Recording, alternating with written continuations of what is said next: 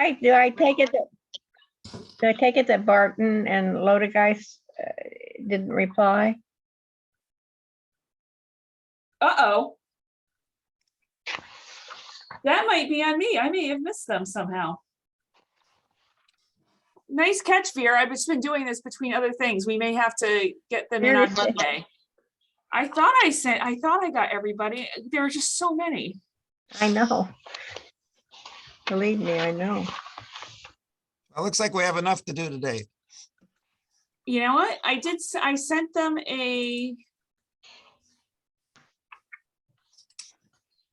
sent them a link to the form.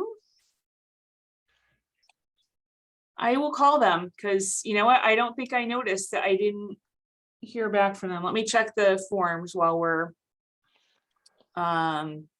so they may be a Monday. All right. So Paul, do you want to, I guess I've got my question. And we're- LID means low impact development. yes, but I want to Okay. so we just need to call to order and note everybody and Oh, yes, let's call to order. Okay. I call this meeting to order. Not sure what the meeting's called, but I call it to order at 11:03 a.m. Yep. On Wednesday, May 11th. I guess this is the on-call consultant interview meeting. yeah, and so there's actually two committees meeting right now. So the Inland Wetlands Agency is comprised of yourself, Carlita Cotton, Vera Ward, Jennifer Kaufman, and Derek Delay. Okay. And for Planning and Zoning Commission consultants, it's yourself, Carlita Cotton, Vera Ward, myself, and Derek Delay. And Derek's like, oh, did I send questions? Apparently he didn't get them. So I will email those to him now. So that he's got them. I thought I sent them, but Yeah, Derek, you've got question number 4. okay. Sounds good. All right. Sounds like a plan. It's very short. Sorry, Derek. No need to be sorry. That's All right. Let me. Thought I had my questions. Yikes. Does everybody have it? Everyone else have it, I should say. I'm looking. Yes, we could put them in the chat. Well, no, then everybody could see them. Yes, I have Okay. mine. Yes, I do. All right, Derek, you should have yours now. You got yours, Carlita? Okay. all set to go. Thank you. Okay. We All all got right. questions. So our first consultant this morning is Weston and Sampson. So I'm going to admit their team from the waiting room.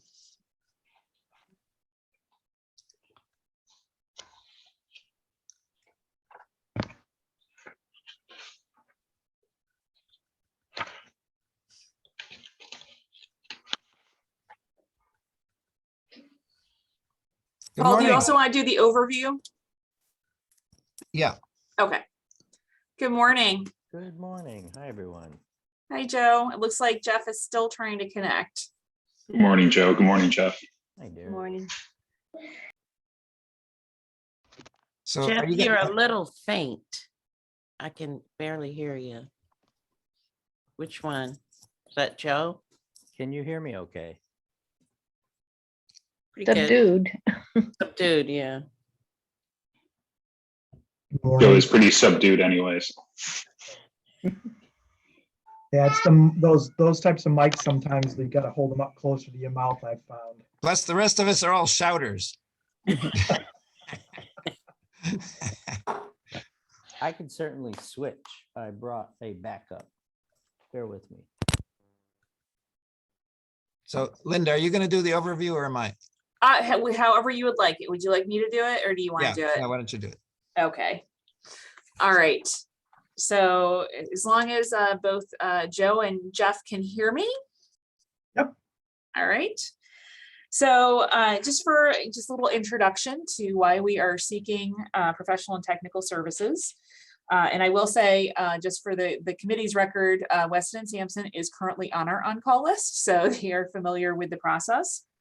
But there are multiple situations in which the commission may choose to seek additional services or assistance, including situations when town professional staff may have a conflict of interest and therefore cannot review a project. If a proposed development involves potential impacts for which staff does not have the specialized education or experience needed to evaluate those impacts. If the development is large and complex and the commission is seeking assistance to ensure all of the potential impacts are thoroughly evaluated and analysis to support the eventual decision, particularly in the event a decision is appealed. So if we think that something is controversial, we may be looking for assistance to help kind of make sure that we are on the right track. So that goes to our next point, which is controversial projects where an outside objective party may provide more credibility than professional staff. So if folks think that the town staff, may have a bias, if it's, again, it goes back to that, we want to be able to have our decisions be defensible.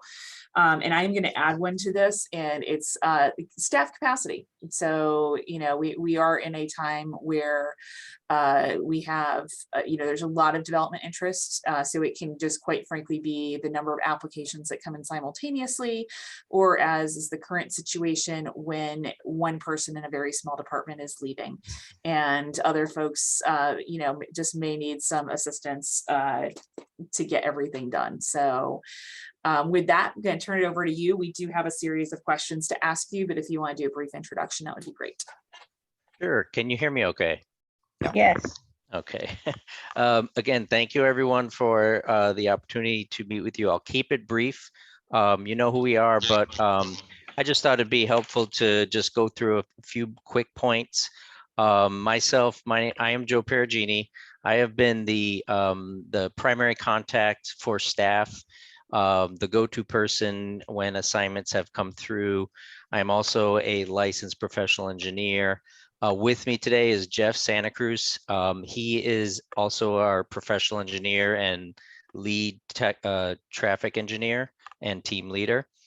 Jeff has served on all the assignments so far, again, providing that traffic engineering review and support. We have worked on several projects to date, notably the villas at Four Corners, the standard at Four Corners, and now the redevelopment at 106 Stores Road. Those reviews have involved traffic engineering, landscape architecture review, and affordable housing review we have on staff certified planners and folks that can provide that support as well. We've also worked for the town on a few projects, most notably the Four Corners wastewater project.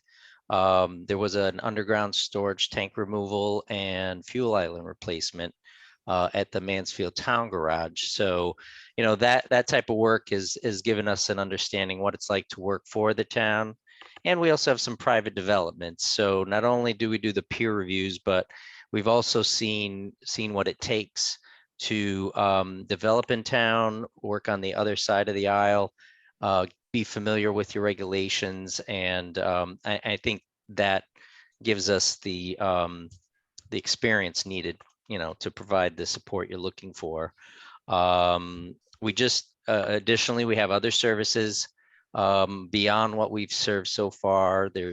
We have backgrounds in water, wastewater, environmental, stormwater, geotechnical, hydrogeology, quite a bit of backup. So if there's an unusual need or discipline or review, we do have the resources to assist.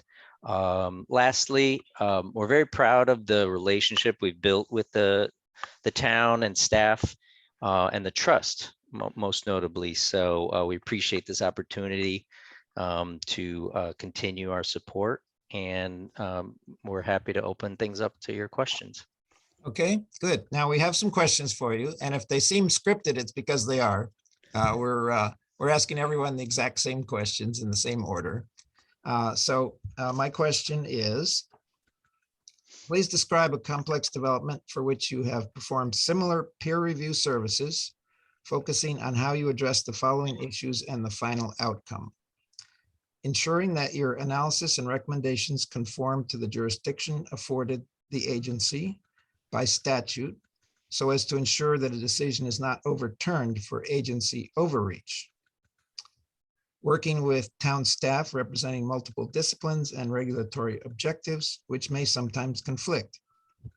For example, strong emphasis on the use of LID practices in areas where they may not be suitable due to previous contamination, or where use of salt and other chemicals, chemical de-icing materials are strongly discouraged to protect groundwater quality.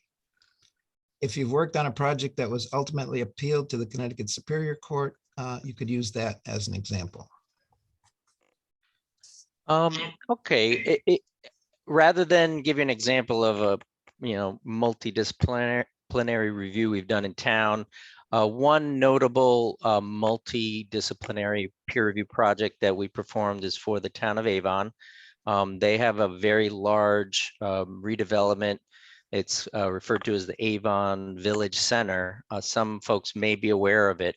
It was pretty exhaustive and multidisciplinary, everything from traffic to water, wastewater, landscape, structural, site civil, LID, erosion and sediment control, traffic, just about every discipline I could think of that you would expect. It was too much for town staff. They have very competent staff, but we supported them in that review. It's again, it's a very large project. At the time, it was talked about $250 million in cost, 250 million phased over a very long period of time.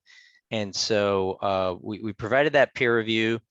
To your comments and questions, we always use all the local and state and applicable regulations to guide our review. If we right up front, we reach out to staff in town, make sure we're using the latest of what they have available.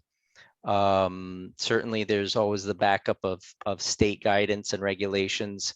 And we try to use that as our constraints. And certainly there's always a concern of how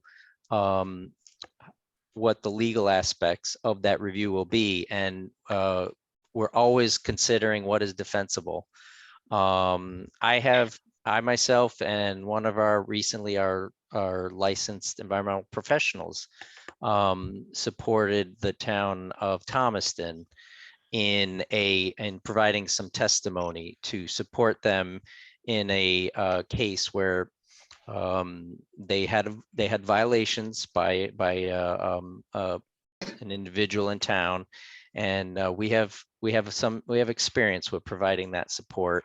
And certainly we're guided by the regulations and the expertise of the professionals involved.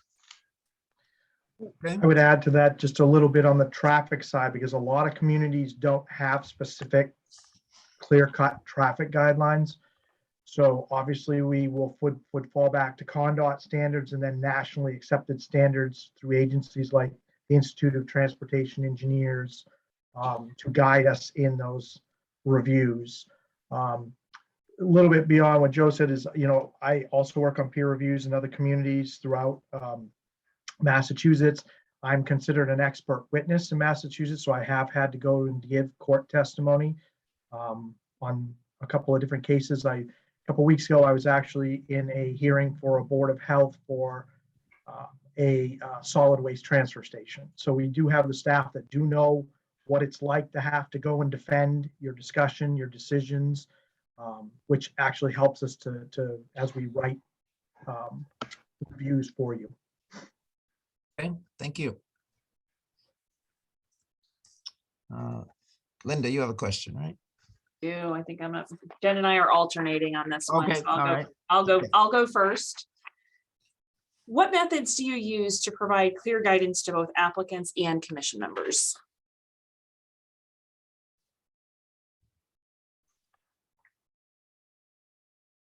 Well, we like to communicate, obviously before we get to a a peer review, if there's any question of items or something that we think is worth discussing beforehand, before we finalize, you know, we will immediately identify something that we think, we always defer to staff, and that we feel that that's the best approach to discuss beforehand. There's always going to be items of question that may come up that do not have a clear cut either comment, resolution.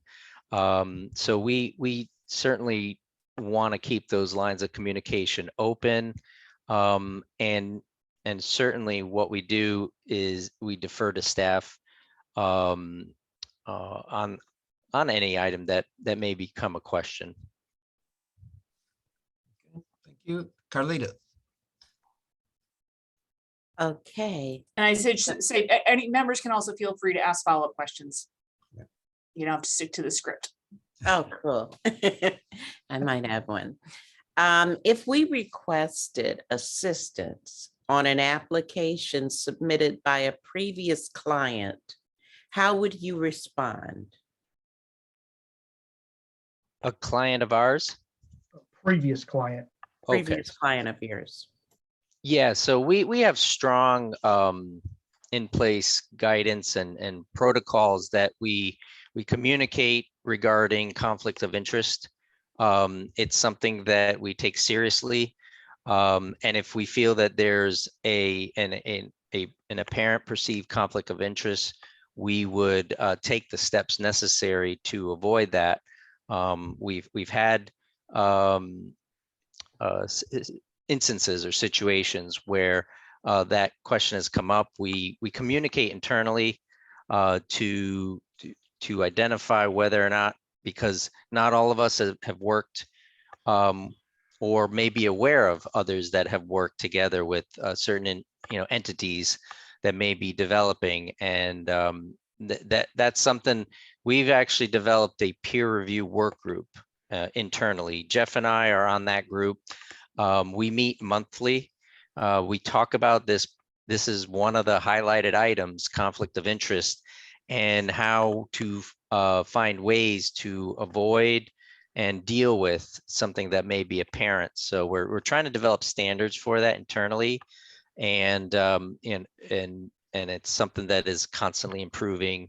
And certainly we've dealt with that recently, and we have a clear-cut way to do that and divide up groups and entities. So there is no conflict, whether there is support that we're giving to a group, and we certainly know to separate ourselves on the peer review side from that.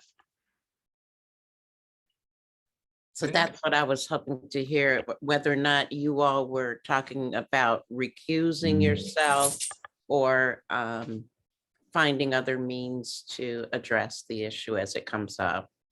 Yeah, Thank we would make it, we would definitely make it clear to the community if we thought there was a perceived interest, and then work with town staff to develop a way, whether we need to step aside for that particular project, or if there's another option where if we've got a peer review team, if we can separate using other staff to deal with another piece, and if people are comfortable with that.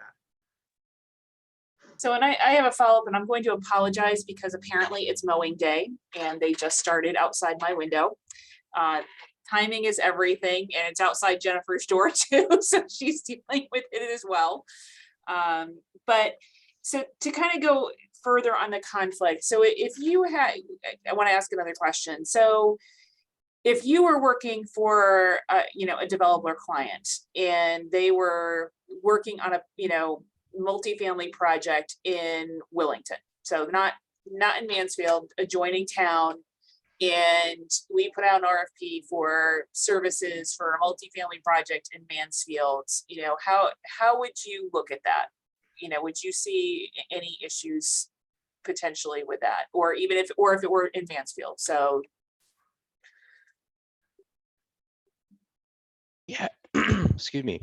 Yeah, I think so, because if we know that we're a potential peer review candidate, and it involves multidisciplines, a project that we may be interested in working in, that's something that we would communicate immediately and determine the best process forward. And certainly, if it's something that we have an interest in going after, we would probably recuse ourselves for something like that.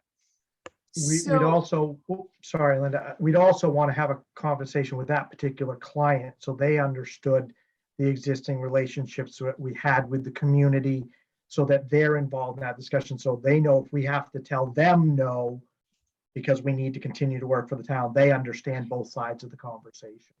so what if this is a project, they already have a consulting team in place? It's a different team, so you're doing the development side for your client on project X.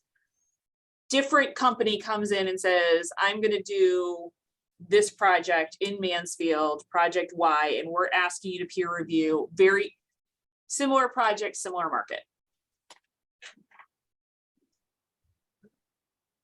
Are you saying we would peer review a project? We may peer review a project that we have worked on.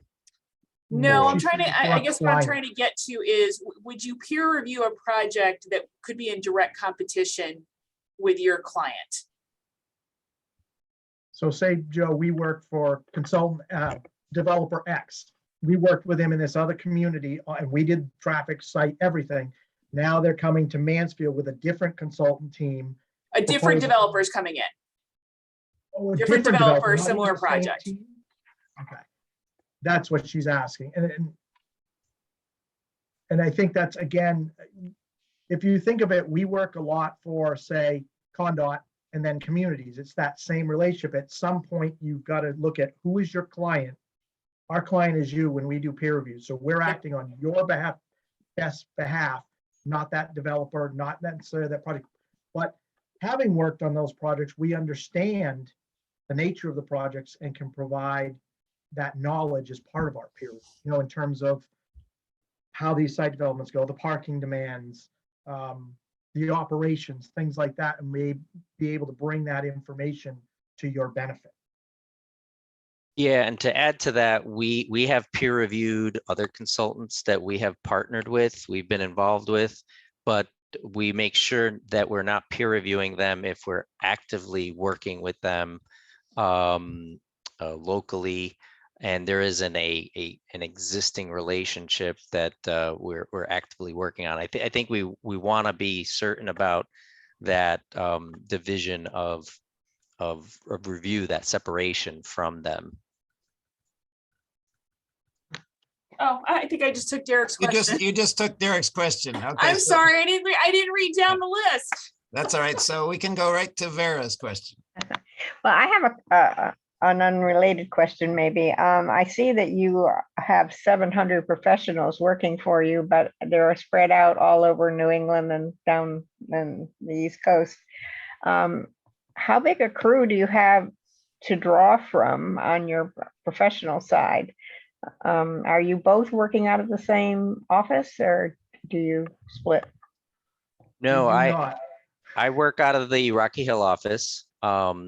Jeff does not, and we can pull from many of those folks. We have about 80 in Connecticut, and our Connecticut office next to our headquarters has the most disciplines in-house to cover. So we can cover a lot of ground out of this office, but we because of the technology and even the pandemic, the way we communicate has evolved to a point where we sort of work seamlessly with other offices.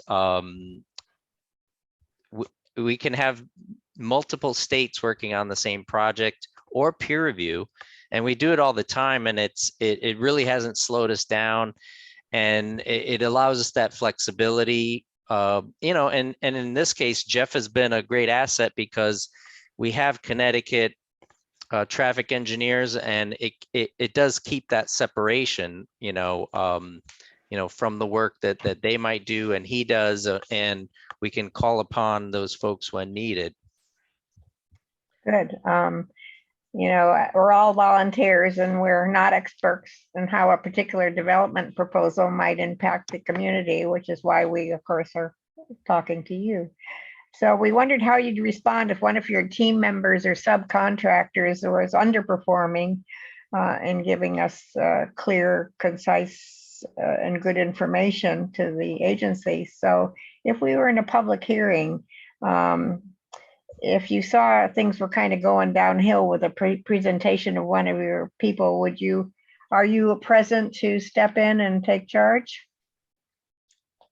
Not at all. We would certainly identify that issue, and we welcome the town's input and feelings, you know, toward that. If there was a situation that you were unsatisfied, or there was an instance where someone was underperforming, we'd want to resolve that right away. We don't use any subcontractors. It's all in-house. So I think we have more control over what we can do in those instances. But certainly, you know, we'd want to address that right away and resolve it and avoid it if at all possible. You know, the folks that we use, we make sure that they're quite seasoned in that environment of presentations. The town deserves the highest level of experience and expertise. And so we make every effort to make sure that you're represented accordingly. So you're the go-to guy. Do you come to the public hearings and supervise them? I've done plenty of my own. I have yet to do those. I've been the client contact, but I also do peer reviews and represent towns when called upon. My background is in site development, drainage. Derek kind of knows me. We work together. Erosion and sedimentation control. I do a lot of private, public, industrial, state, and those sort of developments. So I'm very familiar with the presentations, the type of projects that you see day to day, the type of permitting. I'm before a lot of commissions and do a lot of local permitting, wetlands, planning and zoning, you know, the entire realm. So I am familiar with it, and that helps me to guide and pull together the team that's needed. Certainly, we all work together, and so we feed off each other, learn off each other, and you know, that's part of the process and the team that we want to maintain. I want to keep some consistency and make it easy for the town. Being that one individual that you go to, I can then, you know, there less confusion and just easier on staff. They know who to go to, but in everyone is communicated that is on that team. They're always copied, but we try to make it easier for you as well. Thank you. I think the last question we've already covered, right? The conflict of interest question. Like if you're working in a surrounding town. Right. Yeah. If Okay, I I could go think, back to that last question real quick. Sure. I apologize. I think to take it a little step further is if Joe isn't available here for a particular meeting, then another senior staff meeting person would be the lead contact for that meeting. Say whether it's myself or somebody from our landscape architect group. Many of you may remember Ryan Chmielewski has been on calls. So we would never have a meeting where you're having a junior staffer who does not have the knowledge or understanding to speak on their feet and answer. And if at any time one of us would be available, and if we see something that needs to be addressed, we can certainly deal with that during the meeting. You wouldn't be left hanging. It wouldn't be a question of the discussion. We'd want to make sure that it's addressed to the board's satisfaction. Good to hear. So I was gonna say, Jeff, I think what I'm hearing you say is that, and this is kind of, you know, sometimes you're in the heat of these hearings and, you know, you're getting questions fired at you, and I don't even think it's necessarily inexperience, but sometimes it's just with everything going on, someone may mishear a question, right, and misunderstand it, and they're answering a question, but not the one that was posed. Right. So even if it's not your discipline, so let's say you're the senior person, it's a planning question. You don't do affordable housing, you do traffic, but you're still there listening to kind of go, wait a second, I need to redirect and help Correct. help whoever is there go, oh, not the question. Look at Okay. how Joe and I have been working in the interview right now. Joe's talking, he's answering your question. If I don't feel that maybe he got to all the way to your answer, Vera, I offer some additional comment to try and make sure we're answering the question you're asking and not, because with two people, sometimes that's a nice fact is you can bounce it back and forth. And then we're also very open to a board member. You know, that's the other thing is, you know, a lot of engineers walk into presentations with a chip on their shoulder. We try not to have that with our staff. You know the local, you've got really good knowledge, and we understand that. And so a lot of times we're also willing, if you don't think we answered your question, poke us back. You know, if we don't have the answer right then and there, we'll be honest with you and say, you know, we'll have to get back to you, or let me mute for a minute and see if I can find something. You know, especially if we're virtual. When you're live, yeah, we won't have that ability anymore. But certainly we want to make sure that, you know, you're getting the best representation going forward. That I think would be a critical element. We would want to make sure that you may be very good at doing the job, but we also need you to be able to articulate it in a way that's understandable to all of us, even laypersons, for instance. And so that's critical to our decision-making process. And so I do appreciate that you have addressed that. Yeah, I we think find a the lot of reason- time. Oh, go ahead, Vera, I'm sorry. I'm sorry. I think the reason we're honing in on this is because we have had in the quite recent past a third party, and it's become, you know, kind of a battle of presentations to put down whatever is being decided that night. So it just takes a strong presence from your reviews to make sure we have the strongest foot to stand on. Understood. Any other questions from the members? I have one question. Yeah, go ahead, Jen. Regarding, so I know, what do you have on staff for wetlands and soil scientists? I know we're talking about PZC right now, but I didn't know if you had any staff on board for that. Yeah, that has been, there have been solicitations for on the inland wetland side, and we have not responded to those for that reason. We do not have staff on hand. We hire out for wetland soil scientists. So that is one position that we have not had on staff, and again, that is why we haven't responded to that RFP. I know And- there's a shortage of soil scientists in Connecticut. We're That's losing true. them quickly, and wetland scientists. So yeah. And we've Yeah, been I mean- finding with the developments, the way things have been increasing, they're more and more difficult to track down. And I can tell you from a professional standpoint, we're always, I mean, we hired, you know, like 100 people during COVID. So we're always expanding our capabilities.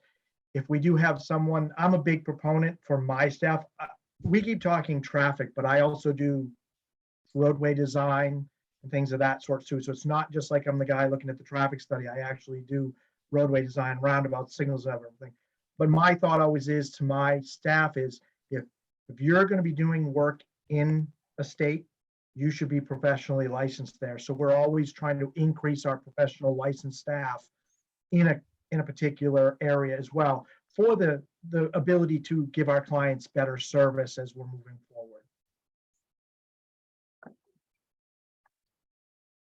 Okay, any other questions? If not, thank you very much for participating today. And Joe and Jeff, and thank you for the comments last week. Thank you. Thank you very much, all. Have a good day. Thank you. I Take care now.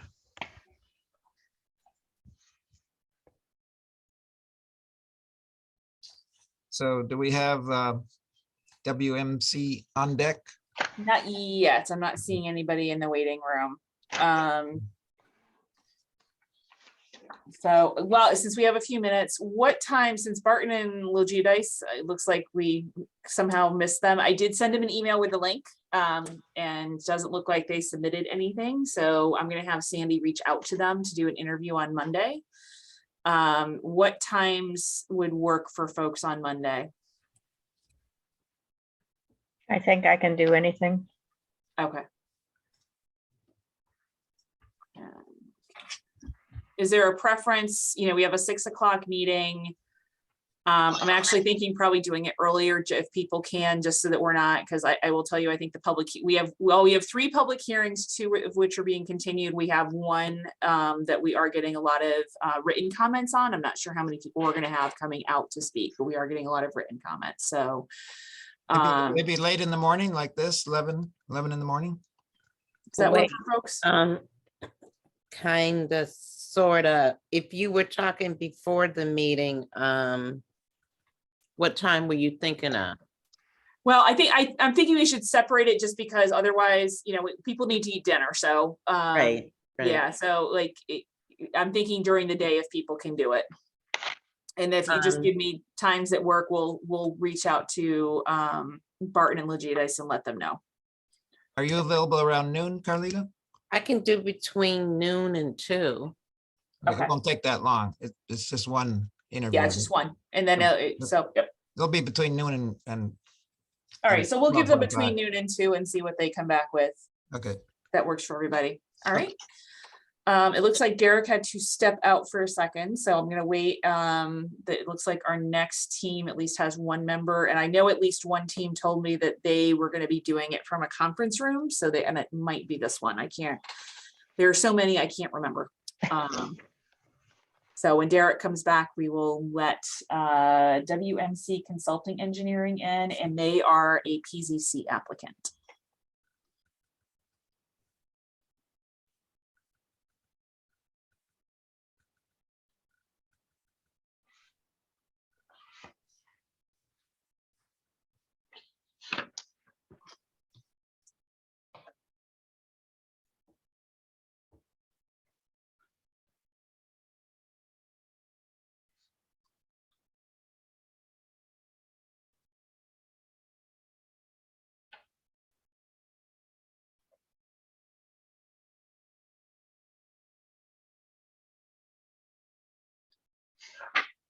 Apparently the question are a little repetitive. I just pulled last year's and didn't really, or the 2019 ones. I didn't realize how repetitive they were.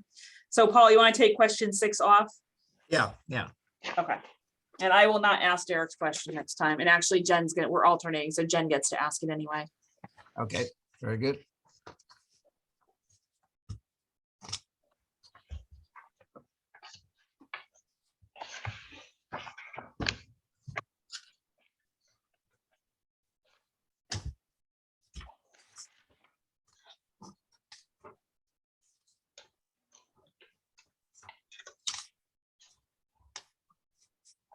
I was gonna say, if anyone else needs to step away, we technically aren't starting till, technically we told them 11:45, so we're ahead of schedule.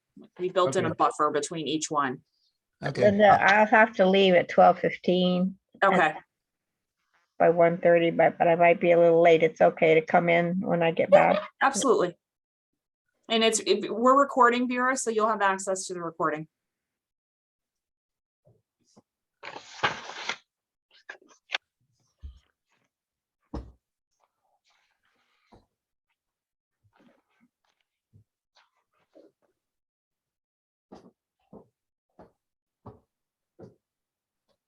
Are we recording now? Mhm. We'll pause at lunch. Someone's Then I gonna have to can't- remind me to, Then I can't say what I want to say.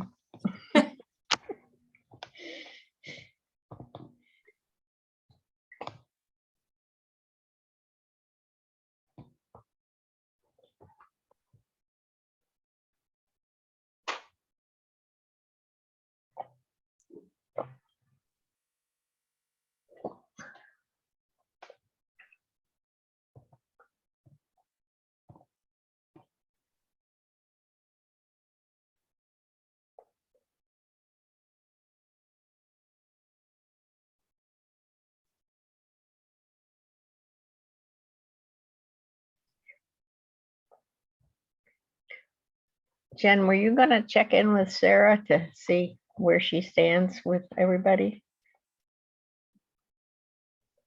Yes, I just sent her an email. Did you, maybe Carlita and Paul, when Paul gets back, can just I quickly just- check her.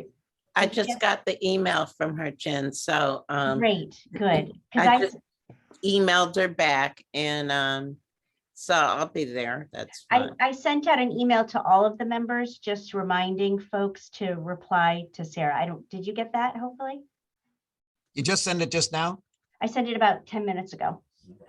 Let me look again. I've gotten from Sarah. Now let me go to, let me see. I don't see anything from you. Nothing from me, huh? Do we have, Yeah, I got it from you. Well, that- The last thing I got from you is a jurisdictional ruling for tonight's agenda. May 2nd. oh my goodness, why are we getting this? Okay, wait a minute. Dr. Carlita B. Cotton at gmail.com. Dr. Carlita R.B. Cotton. You got to put an R in there. Okay, that's a problem because we have your, Or does she get anything from I you? know, can you just send me a quick email, Carlita, and I'm gonna make sure that. we I have just your- did. we did, I okay. just We're gonna have to fix it replied in to multiple you. places, it sounds We have to like. fix it. We have to fix it. Carlita, do you get the emails that say Town of Mansfield with like the links to the agenda packets? Yes. Okay, so that sounds like it's right in iCompass. It may just be in our email group. Yeah, I well, get- I sent it to PZC. Or Yeah. I just did a reply all to PZC. Did anybody get anything? I didn't get that. No.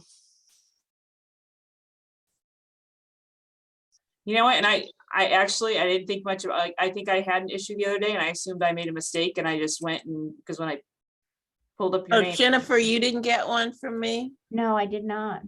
I didn't get it Nope, either. I just got it. Oh, I got it. A little bit. The Okay, wires are a little slow. Okay, okay, I'll have Sandy look into this. yeah, Just got it. okay. That's bad. I'm sorry about that. Yeah. No, the reason, that's why I thought to ask, because I was like, people sometimes forget the R and the B in the middle, Yeah, Dr. Carlita and then RB Cotton. So it happens quite a few times, but that's All like right. my official signature. I think I am going to admit our next consultant since we have an introduction to do with them, and we'll hope, I know Derek's got his hands full at the moment, so we'll hope he comes back, and if not, we always have the video. So our next is the team from WMC Consulting Engineers. And there's Derek. There's Derek. Perfect timing.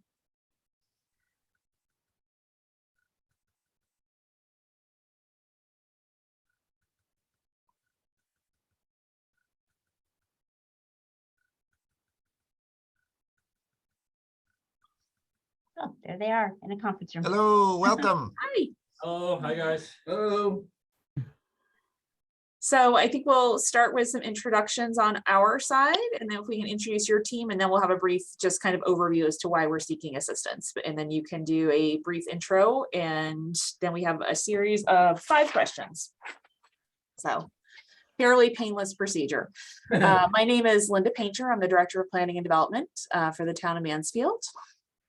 I'm Paul Aho. I'm the Chair of the Planning and Zoning. I'm Vera Ward, Secretary for the Planning and Zoning.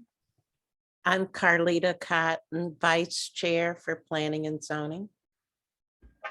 I'm Jennifer Kaufman. I am the Senior Planner and Inland Wetlands Agent. I'm Derek. I'm the Assistant Town Engineer. I think I've met most of you. Hi, Derek. Okay, right. now, maybe a little hard to see us. I'll start off. WMC Consulting Engineers. I'm Steve McDonald. With us is my partner, Keegan Elder. Behind me is Michael Fanning, our Senior Hydraulics and Drainage Engineer. And over this direction is Bob Barneshi. He's our senior, he's an associate with the firm and is our senior civil engineer. And typically when we do these reviews, Bob and I are mainly involved. We bring in Mike as needed if there's special hydrology, hydraulics and drainage questions, and Keegan's expertise is in roadways and structures. So this is our basic team. So just a little background on why the commission is seeking or basically seeking professional and technical assistance. And this is a basically interview to be placed on the on-call list for the commission, where we would send out proposals to everyone on the on-call list for any project where the commission thinks that they need specialized assistance. And quite frankly, that if it's assistance that your firm can provide. So for example, sometimes it's landscape architecture. If that was not in your suite of services that you're providing, you would not get that specific RFP. So it would be tailored to the services that you offer. So there are a lot of different situations that may cause the commission to seek additional assistance. One, town professional staff have a conflict of interest and or are unable to review for some reason. We also do it if there are potential impacts for which we just don't have the education or expertise. So one of those is projects that we think may have a significant traffic impact. We typically will go out and seek traffic engineering experience. If it is the proposed development is very large and complex, and the commission really wants to ensure that all of the potential impacts are thoroughly evaluated. And that there's analysis to support the eventual decision, particularly in the event that a decision is appealed. So having that, really objective professional opinion is important to the commission to help them make their decisions. It can also be where we have controversial projects. So with some projects we know going in they're going to be controversial, others we don't.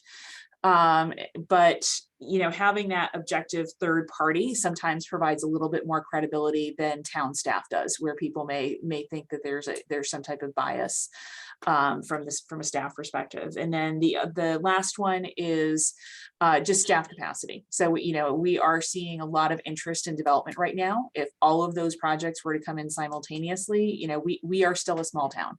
And while we have a great professional staff, we don't necessarily have the capacity to handle multiple large project reviews simultaneously. It can also be due to if someone leaves and is no longer available to assist in the review and we have a vacancy. And I see our vice chair smiling, and she's doing that because she knows the reason I'm saying that is because I'm leaving in a few weeks. So Oh boy. So that bullet was added to our list of why we might be seeking assistance. But with that, if you want, you can just give a little intro and background in terms of your experience doing peer reviews, and then as I said, we have 5 questions for you. Absolutely. I'll start off and anybody can chime in as well. But if you had a chance to look at our qualifications, we've done quite a bit of town engineering / peer review for a number of municipalities, over half a dozen municipalities we serve in that capacity, typically serving their P&Z or planning and zoning commissions, as well as their wetland commissions, typically doing separate reviews for each commission. And we've listed a few of those in our proposal before you. We've been in business since 1988, over 34 years, and our primary business is municipal engineering. Derek knows a little bit about us because we did do a bridge design job for the town successfully in the past couple of years. But we probably worked for over 100 Connecticut municipalities in doing planning and design and construction inspection and management, as well as our typical town engineer duties for over half a dozen towns. So our experience is primarily municipal. And within that, we do roads, bridges, water supply, wastewater disposal, on-site disposal, site planning and design, storm drainage, anything to do with civil engineering, essentially, we can handle it. And we got the staff to do that. We're a staff of about 25 people, all located in our Newington office, which is fairly conveniently located in the center of Connecticut, not too far from Mansfield, obviously. And we'd love to do these services for the town.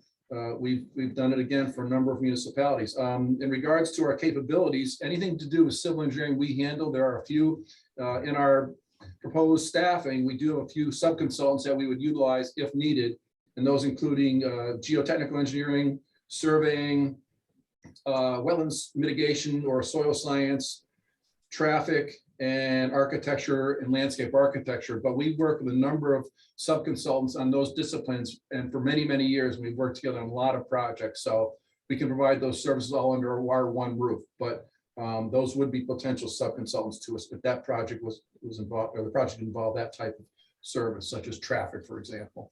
My other partner, Jay Costello, is not here today, but his expertise also is in structural design, but he's got traffic expertise as well. So a lot of traffic engineering we review in-house. If there's something special, like a certain signal that needs to be reviewed, we might refer that out to a sub-consultant. So that's kind of a nutshell who we are. All of us are senior members of the team. Everybody's with it. Mike, you've been with us 20 years, I believe, close to.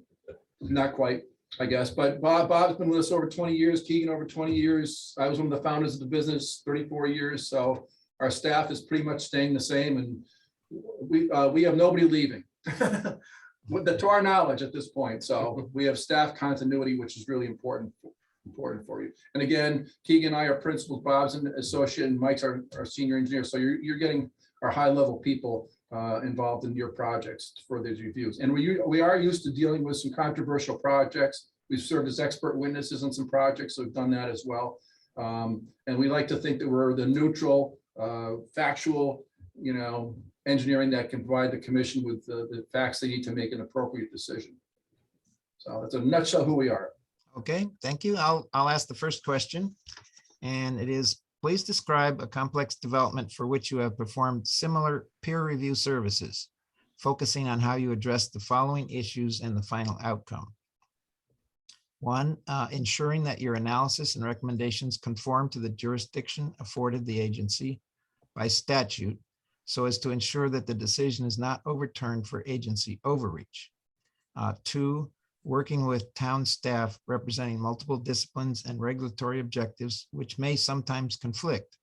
For example, strong emphasis on use of LID practices in areas where they may not be suitable due to previous contamination, or where the use of salt or other chemicals, chemical de-icing materials are strongly discouraged to protect groundwater quality. If you have worked on a project that was ultimately appealed to the Connecticut Superior Court, please use that as your example. We haven't done that before. Yeah, I'll answer the last one first. And we've never had to go to the Supreme Court for any testimony or review. Maybe Bob can comment on a particular project that we've recently done. For example, we just did a project in Harwinton, for example, for review. In terms of, I'll step back too about the conflict between different types of staff members. For example, you mentioned like LID, and we like to think of ourselves as not just, and we're very environmentally conscious, I'll put it that way, but we also practical and have common sense in terms of the engineering work. So if something seems appropriate, but it doesn't work technically, we're not shy about saying that in a review, for example. So we're all in favor of LID practices. We promote that. We've reviewed your regulations extensively. We know you support that, so we would be on board with that. But having said that, there's sometimes, like you said, where it might not be appropriate. We're not shy about saying that. In terms of, can we pick a specific project? Well, we had kind of conflicting that stuff. Could be Harwinton with a storage facility where we had a close groundwater, high groundwater table, and the design engineer couldn't, I guess, exactly meet the criteria that's laid out in the Connecticut Stormwater Quality Manual. So just in those situations, we work with the design engineer to come up with a kind of a compromise in terms of, impact to wetlands, separation to groundwater and distance to wetland impacts, so that we can keep the project moving forward, keep the applicant, design goal met so that he can, proceed with the development of his property. And generally, the commission, accepted our recommendations for kind of a reduction in some of the measures that are proposed. I haven't gone through too many projects where we actually had conflicting information.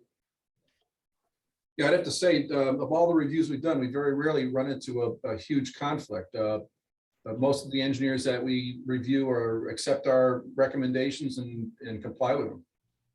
It's very rare that they don't, because we're trying to be fair to everybody. As Bob said, this particular case the big issue was a separating distance between the bottom of the detention basin and maximum high groundwater, which typically we like to see 4 foot of separation. In this particular case, they didn't think they could meet it, and they're going to do some other measures during the design, the final design and construction of the project to accommodate that. So, Okay. Jen, you have a question. Hi, let's see. What methods do you use to provide clear guidance to both applicants and the commission members? Basically, you know, you're working with a commission of they have a lot of experience, but some of them are lay people and they need further guidance. yeah, initially we looked through your regulations, and actually you have a great handbook for developers to go through in terms of the permitting requirements. I haven't seen too many municipalities have a handbook like that that really describes to them all the permitting process, the various permits that they have to go through. To me, it's pretty darn self-explanatory for them to know what they do. And in addition to that, your public works engineering standards and your subdivision regulations to me are very good. I like the multi-step process that you utilize in a subdivision. But having said that, so I don't think there's any kind of issue with the developer and their engineer, although the developer is always looking for more and more and more. And sometimes the commission looking at sometimes we find that the toughest thing is, like you said, the commission members who don't have a lot of experience in this type of work, if they're a new commissioner or whatever, is educating them into what's required, number one, by either state statute or by your regulation, and also in good engineering and environmental practices. And sometimes it's a learning process for the commission members as well. And we're happy to meet with the commission separately on any occasion, via Zoom, via live meetings, individual members to explain what we're thinking and why we're doing it. So we can certainly make this an educational experience for everybody, we believe. Thank you. Carlita. Hi. Hi. We requested assistance on an application submitted by a previous client. How would you respond? Oh, what, a previous client of ours? Yes. That's an interesting question. There's always that potential conflict of interest. If it's a previous client, we're no longer working for them. I don't particularly see that as a big compliance issue or a conflict of interest issue. However, we would certainly make the commission know that we did have that as a past client. But I can tell you and guarantee you that it would not affect our review process and what we find and what we recommend to the commission. We're an independent firm, so we look at things that way. So I don't see that being an issue, but we certainly would let you know if there was that potential conflict, and if there was, then the commission can decide to go to another firm to do the peer review, for example. Yeah, if we have to be recluse for any reason, Right. We'll leave that to the commission's discretion. Yeah, but again, we would certainly notify you up front that, well, gee, we worked for these people in the past. We don't see a conflict. However, if you decide you'd like to just get another opinion, that's perfectly good with us. Okay, and Derek has a similar question. So sure. So let's say we requested your assistance on an application similar to a project that you're currently working on for a client either in Mansfield or they're in a neighboring town. As an example, let's say you have a client that's proposing a multifamily project in Tolland, and you're being requested to do a peer review in Mansfield. How would you respond? Let me start off by saying that we do very, very little, honestly, site design work. If we do site design work, it tends to be more for municipalities themselves. We've done quite a number of probably 10 different school projects for various municipalities, for example. We've done town garages, we've done libraries, we've done all kinds of, so most of our site design work, our actual design work is for municipal or the state of Connecticut clients. So it would be very rare occasion. And we've certainly never done any site design work for the town of Mansfield, or in the town of Mansfield, I should say, or even the neighboring communities. We've worked for you, we've worked for your neighboring municipalities, but we've never worked for a developer in those neighboring towns. So I don't really see that being an issue. Having said that, if we happen to have a job in Tallinn, for example, we would obviously notify you of that, and then we can go from there. Obviously, if it's a project within 500 feet of your borders, and you're going to find out about it and have some input into the project if it's a neighboring community. So, You know, on that subject, I mean, for some of the traffic analyses for a lot of these proposed projects, what type of projects have you worked on where you had like trip generation models or modeling intersection improvements and the like? Again, we rely most upon our traffic engineers. We don't do that directly, Derek. It's usually done by our traffic engineers. Having said that, we had a recent project that it's still kind of under construction. It's down in Muda section. It's a Black Birch Country Club where they're proposing how many units? About 333 odd units of housing or surrounding a golf course. And so in that particular case, there was a fairly extensive traffic study of many surrounding intersections. Which was well accepted by the commission, and ultimately was approved by the town, all their commissions. So again, our proposed traffic engineer, Kermit Watt, is a sole proprietor. He's an excellent engineer. And if called upon, Kermit would be our sub-consultant for that particular project. I don't know if you know Kermit at all or not, but I've not had that opportunity yet. yeah. He's famous, sort of. So I think one of the issues, we didn't get resumes for any of your proposed subs.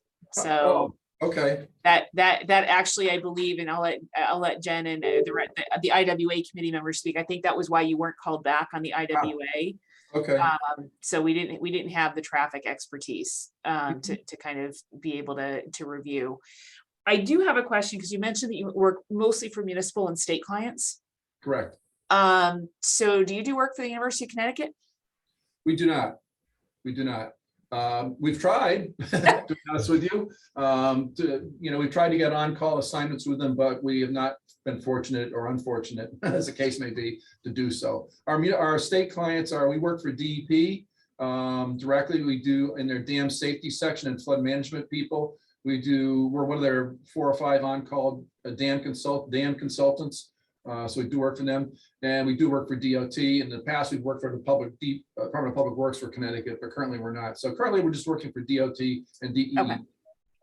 So and just to give you perspective, the reason I asked the question is that in the last couple of years, obviously the University of Connecticut is a major landowner in Mansfield, and they have actually intervened on a couple of our applications. And so that potential conflict of someone who maybe have worked with them is something that does, may come up in the course of work here. So we would not have that we're all some of us are UConn grads, but I think that's a conflict. That is a very common thing here. It's not that's not a conflict. It's as I said, it's more when we have projects where the university is actively objecting to something and intervening. Yes.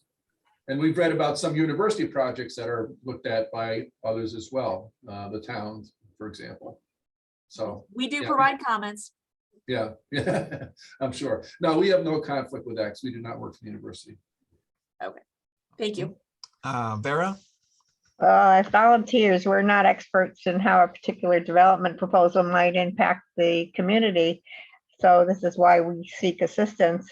And we wonder how you'd respond if one of your team members or subcontractors, and apparently you use a few, is underperforming, particularly in providing clear information to the agency. And for example, if during a public hearing, it's clear that the agency is confused or have lost the intention of the presenters. So how would you handle that? Would you be present? Oh, absolutely. We go to a lot of meetings. Bob goes to meetings, Michael goes to meetings. We all go to various meetings. And if there's any kind of issue with any one of us, in terms of clarity, I'm not sure I quite understand your question, but if there's any kind of issues or concerns, we're all going to be involved in the projects. We meet weekly on our projects. We're all very familiar with them, what's going on in them. So we can fill in at any point, should there be the need to bring additional personnel for clarification purposes or for whatever purposes. Yeah, and although we use subs for instance, like you said, traffic, we'll make sure we understand exactly what is being presented and ask for what is needed before we go forward with any meetings and make sure that's all clear. as to what direction is going forward. So our sub performance is a direct correlation to our performance. So we're not shy about making sure that they perform to the same quality and standards that we would perform, because it's a direct reflection on us as the prime. But we look for people that could handle a public hearing that maybe gets a little heated, or we have a third party presenting opposing facts. So it's something that we need to be sure we're on firm ground with. If I can comment on that really quickly, Bob and I and Mike and Keegan have been to hundreds and hundreds of public meetings of various types, some controversial, some not. In fact, the project that I referred to earlier at Black Birch Estates with 300 some odd units, that was obviously a controversial project in terms of the public and the surrounding property owners. And we can handle that very professionally and got through that without any significant issues. The project was, as I said, approved by the commission. So it was controversial. That's a pretty large development for the town of East Haddam. Thank you. Okay, any other questions? To Yeah, interrupt really quickly. go ahead. Yeah, go ahead. In terms of our subs, we will provide you with resumes. I didn't think about the resume part of it. I did kind of comment on their background, but I can certainly provide resumes of any of the subs that you would like me to provide. Although I'm not sure if our survey has a resume per se, but I can provide that. Okay, And I would make, there may be one change in our soil science. Unfortunately, we worked a lot with soil science and environmental services, and the owner of that firm, Ken Stevens, has since passed away, unfortunately, but his staff is still there. We work with other, Derek, do you ever work with REMA, for example? I mean, we work with George Logan at REMA and some various other, wetland science. Having said that's a wetlands type of issue, not really a planning and zoning issue, but. okay. Any other questions? Yeah, could we share a screen? We just had one little thing to share. Sure.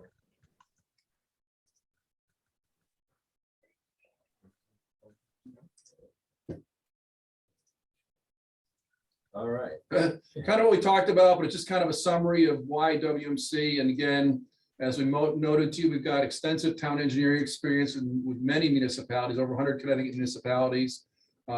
We have really good availability. One thing we know on planning and zoning and wetland reviews is the timeliness of the reviews. It's something we run up against all the time. And we pride ourselves in getting our reviews done quickly, efficiently, and on time, because we know that there's typically some back and forth between design engineer and the reviewing engineer. And so the timeliness of reviews is very, very important, which equates to having an availability of staff, which we do have.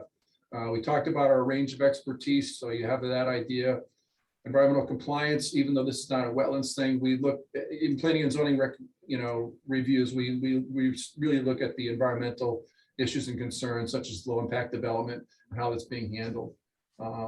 Again, sensitivity to local concerns. We like working with the public and the developers and the people that are in the staff and the commissioners. So we're very sensitive to local concerns. Past record of the state. Again, we've worked throughout the state. We have done one project for Mansfield, as Derek is aware of. We're fully insured, of course. And the owners of the firm and the ones just below it will be the ones that are directly involved in your project. So any one of us can meet with you on a daily basis if needed. So that's a quick summary of YWMC. Okay. Thank you you. very much. Just one other question. Could you provide a sample of samples of peer reviews that you have done? Sure, absolutely.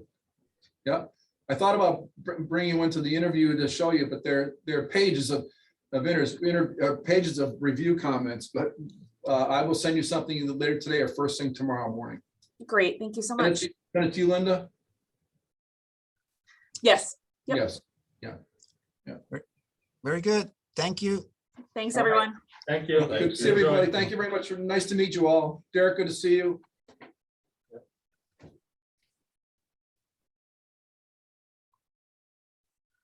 All right. So we get a break. we get a break. I actually just realized probably having Monday isn't bad because I was like, oh, we have new firms here that we really should do reference checks on. And I think seeing sample, that's why I asked for the sample. We've got 2 firms that only 2 of the firms you're interviewing actually have done peer reviews for you at this point. So we're familiar with their work, but the other ones, we should probably ask for samples to just get a sense. So we come back at 1:30? Oh, yeah, we come back at, you're right, we come back at 1:30. I'll just leave my computer on. Yep, Yep. so thank you all. Okay. See you in an hour and 15. All right, so it is 1:31. We are back from our lunch break, and Westcott and Mapes I will let in, and Vera will join us when she gets back. Okay.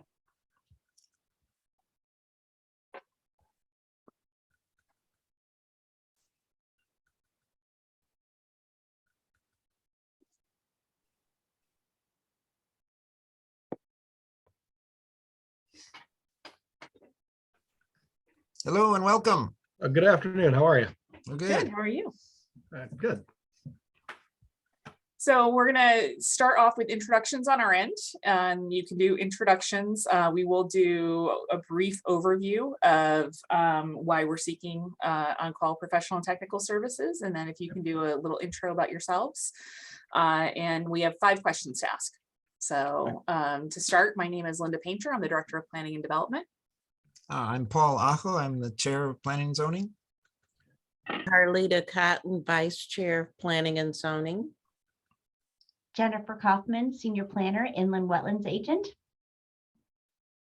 Derek Delay, I'm the Assistant Town Engineer for the Town of Mansfield. Welcome. Thank you. Yeah, well, I'm Mark Davis. I'm the President and owner of Westcott Mapes. Raymond Payer, Vice President of Engineering at Westcott Mapes. So thank you for joining us today. So just to give you a little bit of background, the Planning and Zoning Commission has multiple situations in which they might go out and seek professional and technical assistance. One is where town staff are conflicted or have a conflict of interest due to location of their home and are unable to review. If the proposal involves potential impacts for things that we don't necessarily have the education or experience to review for. Is another time we may go out and look for proposals. Large and complex proposals where the commission really wants to understand and evaluate every and understand all of the potential impacts and have an analysis to support their eventual decision is another example. In particular, we think about this when we have cases that may be appealed, that we want to make sure that the decision the commission is making is defensible and will hold up in court. Another one is where we have controversial projects, where just having an outside third-party objective opinion is helpful for the commission. Sometimes we know things are going to be controversial when they come in. Other times we don't until the notice goes out and the public starts coming forward. And then last but not least, some of it is also staff capacity. So we are a small town and we do a lot of the review in-house. We do have a lot of large development projects potentially on the horizon. And if they were all to come in simultaneously, we just do not have the bandwidth internally to handle all of those reviews. And another example is, if a staff person leaves until we fill that gap. And the reason I'm saying that is because I will be leaving in a few weeks. So the timing on this was dictated by the expiration of our current on-call list, but it's also helpful because we are going to be down a person for a little bit until my position is filled. So with that, we'll let you get started. And once you have done your overview, we'll start in with questions. Okay, and thank you again. I appreciate being invited to interview with you folks. But we are Westcott Mapes Inc. is we're the oldest civil engineering firm in Connecticut. We hold Professional Engineering Corporation license number 4 in the state. Well experienced myself. I've over 35 years experience doing engineering work. Ray, I think you're what, 33 or so. Small company, but again, we're experienced with, we've done third-party reviews specifically for City of Milford Planning and Zoning Board, also for Town of Guilford for their Planning and Zoning Commission, and also for their Inland Wetlands Agency. So we've done these types of reviews and have experience with that. We've also done, we do a mix of municipal and private work. And so we've also done a number of private design projects, the type that you would be looking to have reviewed. I think some of our examples, we had we did the design for a new Big Y grocery store in Milford. I know right now we're working on a business in North Branford that wants to move to a 40,000 square foot building in Madison, that we're doing we're actually doing the design for that and the site plan and all that work and coordinating other consultants. A couple other, so we've done a number of those types of projects, and other permitting too. I mean, we are familiar with the, certainly inland wetlands permitting, and some of the permitting at the state for the variety of permits. We're also, experienced in sewer design and septic system design, both residential and then the larger, deep approved designs.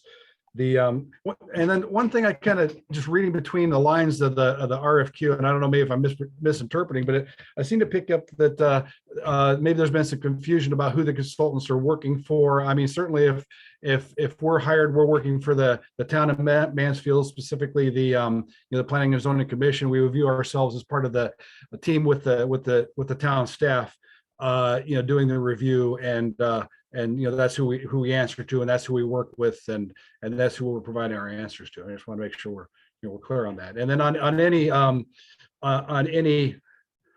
review that was assigned to us, it would be either myself or Ray as the licensed professional that would be the point of contact, would be present at commission meetings, would be signing any correspondence or anything like that, or would be available to contact. And personally, myself, 24/7, I give my cell phone number. If you've got a question or something that's that important, you need to call me at 2 a.m, you can do that. But that's what we do, and that's who we are. Okay, we have a few questions for you. Before I get to my scripted question, what was the year of license number 4? We were established in 1916. Oh, okay. Wow, 16. We've survived 2 world wars and 2 pandemics. Wow. Congratulations. Okay, so my question is, please describe a complex development for which you have performed similar peer review services, focusing on how you address the following issues and the final outcome. Number 1, ensuring that your analysis and recommendations conform to the jurisdiction afforded the agency by statute, so as to ensure that a decision is not overturned for agency overreach. And number 2, working with town staff representing multiple disciplines and regulatory objectives, which may sometimes conflict. For example, strong emphasis on use of LID practices in areas where they may not be suitable due to previous contamination, or the use of salt and other chemical de-icing materials are strongly discouraged to protect groundwater quality. If you have worked on a project that was ultimately appealed to Connecticut Superior Court, please use that as your example. Mr. Chair, just for the record, Vera Ward has joined us. So Vera is a member of the committee. She just had a little conflict with our timing today. And she is the secretary of the PZC. Yes. Okay. Actually, one that personally comes to mind for me, and was one we did, actually was an inland wetlands review, but a lot of similarities was for the town of Guilford, and that was to build a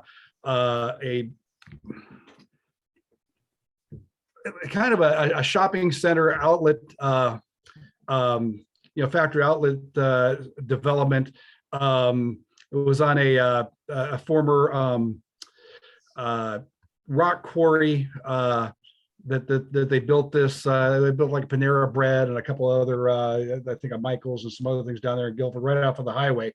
There was a water course running next to it. Actually was a with a FEMA flood profiles. I mean, there's a spinning mill brook that went next to it. Some of the complications that the developers consultants were proposing. They were doing a package treatment plant. 'Cause there's no sewage treatment in Guilford, so they were doing a package treatment plant with a sand bed. The sand since it was an old rock quarry, there was no capacity for the underlying soil to take in the effluent from this package plant. They had a sand bed that then took all that and then treated and released it to passed through and released it to the brook. Of course, it's a question in our mind whether it was adequately treated. They also had the storm drainage went through an aerial pipe over the top of the brook to their stormwater, water quality treatment detention system. Just a number of complications. In-house, we're civil engineers or we're land surveyors. For that, we brought in a soil scientist with an environmental expert to review that portion of the work, and so they were a sub to us for that. We had some with the questions on the septic system. It was a large DEP system with it was a xenon treatment system that they had. We actually brought in another engineer to consult to review that project. We had to bring the ones that wrote the current regulations for DEP for the for review of that system to get their comments on it. And so we bring in that type of expertise if necessary. Same thing with landscape architecture. And again,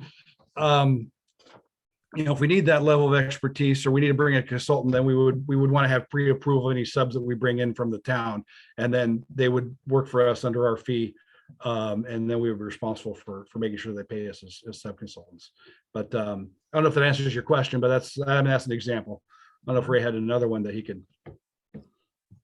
No, that's the primary one that I thought of. And also, through our firm, we've done kind of a side topic, but construction oversight and full design. And there's been an occurrence too where we've actually had contractors banned from being a permitted contractor for work because of improprieties and problems they had with the construction aspect of sewage spills and so forth. So it actually went to court, Connecticut court, and was heard and upheld the fact that they could not work on projects for a period of time in a particular municipality. So we have knowledge, awareness, and involvement in those types of litigative and matters as well. Okay, thank you. So Linda has a question. Okay. What methods do you use to provide clear guidance to both applicants and the commission?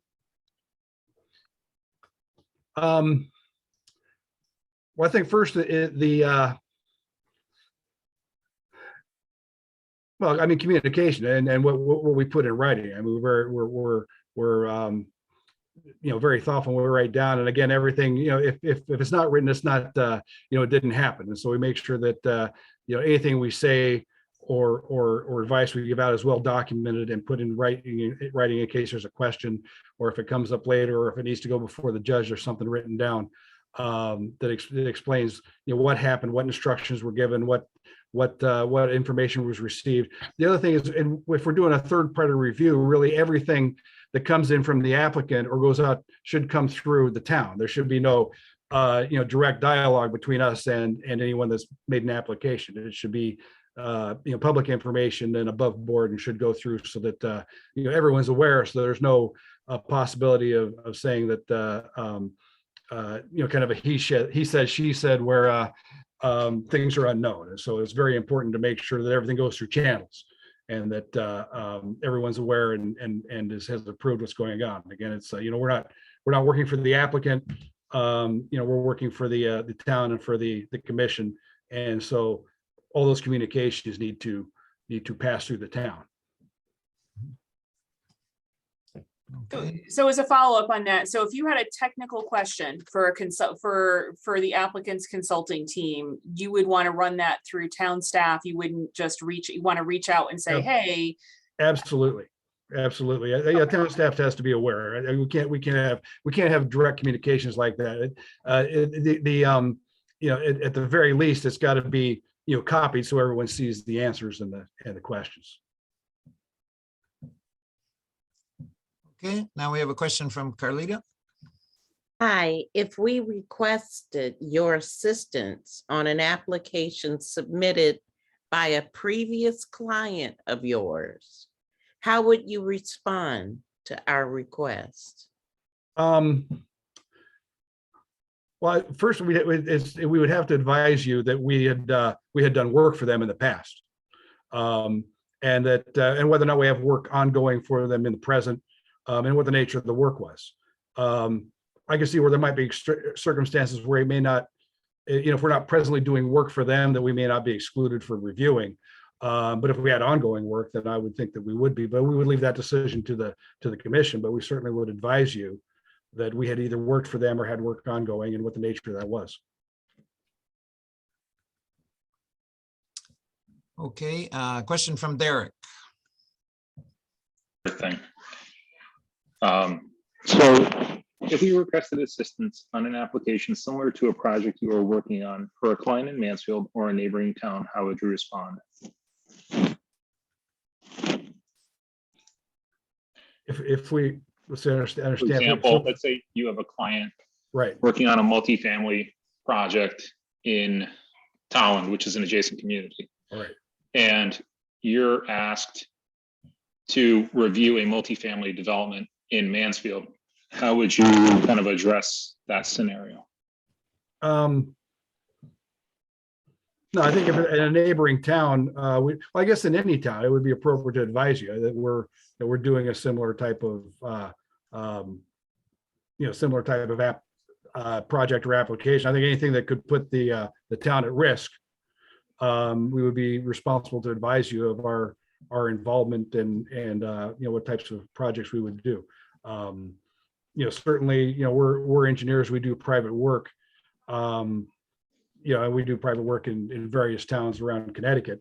No, I think it'd be important to advise you of whatever work we're doing. I mean, it is possible that we may have done work 20 years ago that's very similar too. So it's kind of, it's mostly just more active. For example, if Yeah. you have a pending application or a potential pending application in the adjacent community. That's fair. And then, so in terms of, one of the things that the commissions often ask is about trip generation, about looking at impacts to intersections, and those evaluations where we see some degradation, or what level and point in time should the town be concerned or require additional mitigation measures or outright reject the project based on that deterioration. Have you had any experience in those arenas? We're not traffic engineers, if that's you're talking about levels of traffic and improvements. We would bring a sub-consultant in to review that and give their opinion. And again, any sub-consultant that we would seek to bring in, we would want to have approved by the town before we assign her the job, to make sure certainly they would be licensed to do their work in Connecticut before we even selected them, but we would want to make sure that they're acceptable to the town as well. Thank you. Yeah. Okay, and a question from Vera. Yeah. You're muted.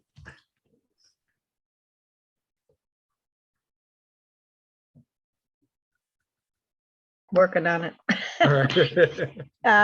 As volunteers, we're not experts in a particular and how a particular development proposal may impact the community, which is why we need you. We wondered how you would respond if one of your team members or subcontractors is underperforming, particularly in providing clear information to the agency. An example of that might be during a public hearing. It's clear that the agency is confused or has lost the attention of the presenter. Are you there to step in? Yes, we would either Ray or myself would be present at any meeting to during presentations or any meeting that you're held where we needed to be present, or one of our subconsultants needed to be present at the meeting. And if we thought they were going astray, or it was apparent that you weren't understanding or they weren't communicating correctly, what you needed to understand for the project, we would step in and clarify that. Again, you may not be the experts in the field, but you're the decision makers in the town. And, it's our responsibility to ensure that we communicate with you in a way that you can understand, because certainly, you don't do what we do on a daily basis. But as decision makers, it's important that we communicate to you what our analysis is, and the severity of the things that we're saying, if it's a significant defect in what's being brought before you, or whether it's the nature of the issue, and what in lay terms, what you need to understand to be able to make your good decisions. One of the things that has come up in the recent past is that we have a third party, and the facts are flying. So, we need to settle it down and try to discern what it is we need to know. So need to have some oversight, especially if you are using subcontractors for your presentations. Well, and also if someone is working under us to give advice to the town, we would talk to them before the meeting to make sure that we understand what they're going to tell you, and make sure that it makes sense, and that it's in terms that that normal people can understand, as opposed to technicians, so that you're able to you understand what's being communicated to you, and make decisions, make informed decisions. Thank you. Yeah. So since Vera mentioned it, I'm just going to come out. I noticed in your proposal that you're on call for Yale. Do you have similar on-call contracts with the University of Connecticut? No, and actually, it's not Yale. We're on call for University of New Haven. Oh, New Haven, sorry. Yeah. And also for Hamden Hall Country Day School. We're also on call for that. Okay.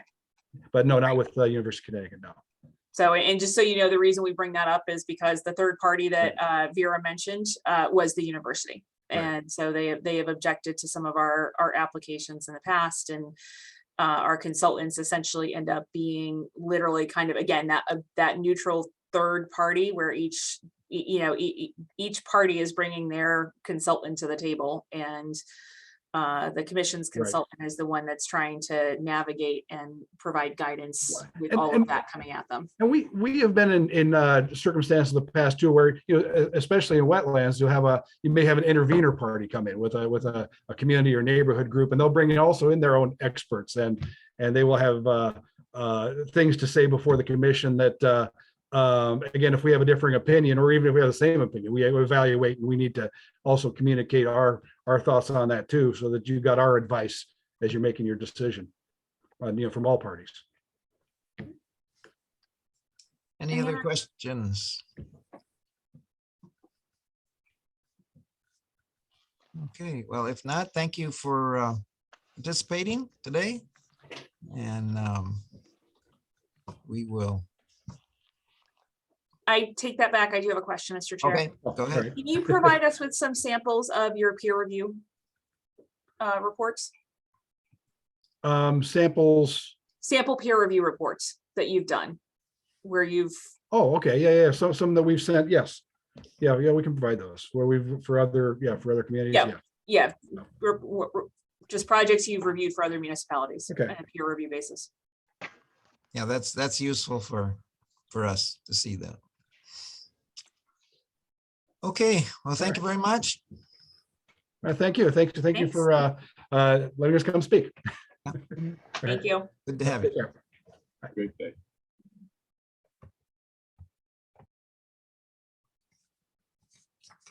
See, our next one is at 2:15. Yes. So should we wait until then? They're not going to be around. They're not going to be here until 2:15. Yeah. So let's convene again at 2:15. All right, everybody. See you soon.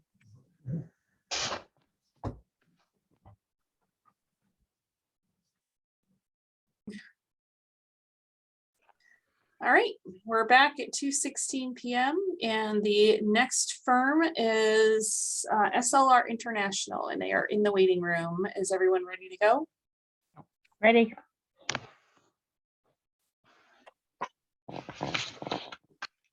Nope.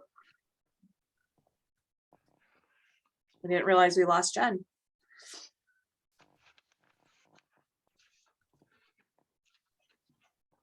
Welcome. Ooh, Oh, Hi, so my name is Linda Painter. I'm the Director of Planning and Development for the town, and we're gonna start with just introductions for everybody, and then we have a little bit of background to give you, and then we're gonna ask just for a brief introduction of your firm, and so we have 5 questions for you. So great. should be Great. around Thank you. 30 minutes is what we've been running, I would say, on most of them. Okay. All right, so again, I'm Linda. I'm Paul, Chair at Planning and Zoning. I'm Carlita Cotton, Vice Chair of Planning and Zoning. I'm Vera Ward, Secretary for PZC. Jennifer Kaufman, Senior Planner and Inland Wetlands Agent. And my name is Derek DeLine, the Assistant Town Engineer. Welcome. Derek, your audio is very garbled. It's a little Star Wars. I was going to say the same thing. He's been having some challenges with his microphone. Darth Vader. Okay, well, before we do have a few slides that if we can take a couple of minutes and sort of run through, give you a background on us. Some of you may know about us, some of you may not. But I'm Mark Aragoni. I'm the Manager of Landscape Architecture for SLR. Robert and Neil, if you want to quickly introduce yourselves. I'm Robert Collins. I'm in the community planning team within SLR, and I'm proposed to be the project manager. And I'm Neil Olinsky. I'm a senior transportation planner here at SLR. Okay, Linda, if I can just share my screen. You can, and actually, do you mind waiting just a few seconds so I can go through a background? Oh, I'm sorry. Sure, yeah. That's okay. And so just what we're doing is just with everyone, we're just kind of letting them know why the commission is seeking these services and the circumstances under which they may go out and, with an RFP to the on-call list. And, and I'm sure you've heard most of these before, but examples include a conflict of interest for a town staff member who may live near a project, so they shouldn't be reviewing it. Potential impacts for which staff doesn't have the education or expertise to really review and thoroughly evaluate. Large and complex projects where the commission really wants to fully evaluate and understand all of the potential impacts that might occur, and really have an analysis to support their eventual decision, particularly in cases where we anticipate that it may end up being appealed to Superior Court. And so they want to make sure they have a strong defensible decision. Controversial projects where it just helps to have an objective third party coming in, where people may feel that staff has some type of bias. And then also it's staff bandwidth. So we are a small town, and while we do a lot of review in-house, we also have the potential for several large projects. And if they all came in simultaneously, we just don't have the capacity to review those. And full disclosure, I'm also leaving in a few weeks. So there's going to be a capacity gap until my position is filled. So timing is everything. So with that, go ahead with your presentation. Hey, thanks for that summary too. That was helpful. Let me see if we can do this here.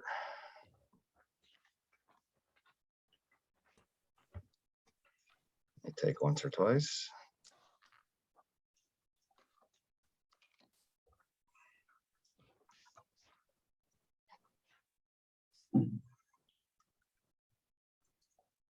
Okay, let me know if you are looking at a nice title slide. All right, just jumping right into it.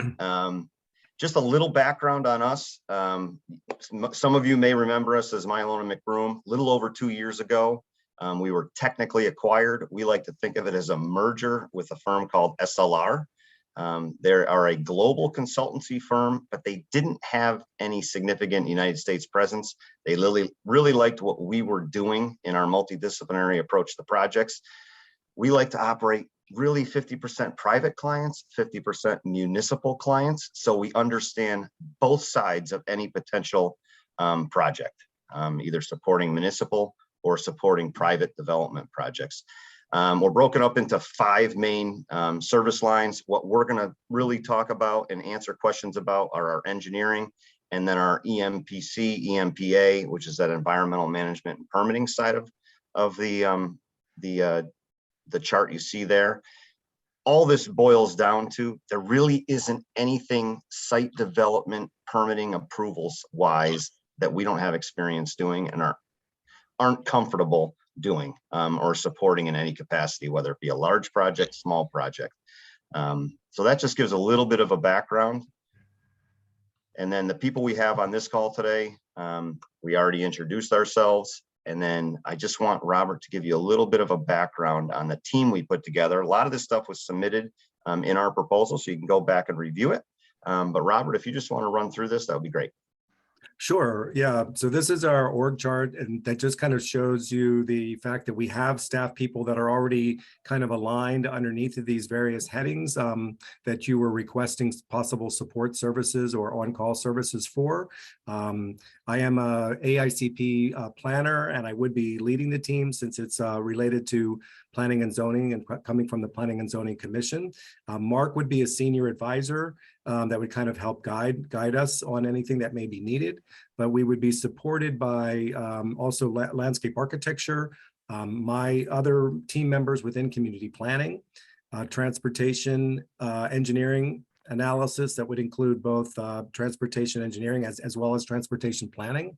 And then we also have a full suite of civil engineering related to geotech, structure, stormwater, water and sewer, roadways, those types of things, as well as a full suite of environmental sciences from brownfields, hazmat, and that kind of stuff.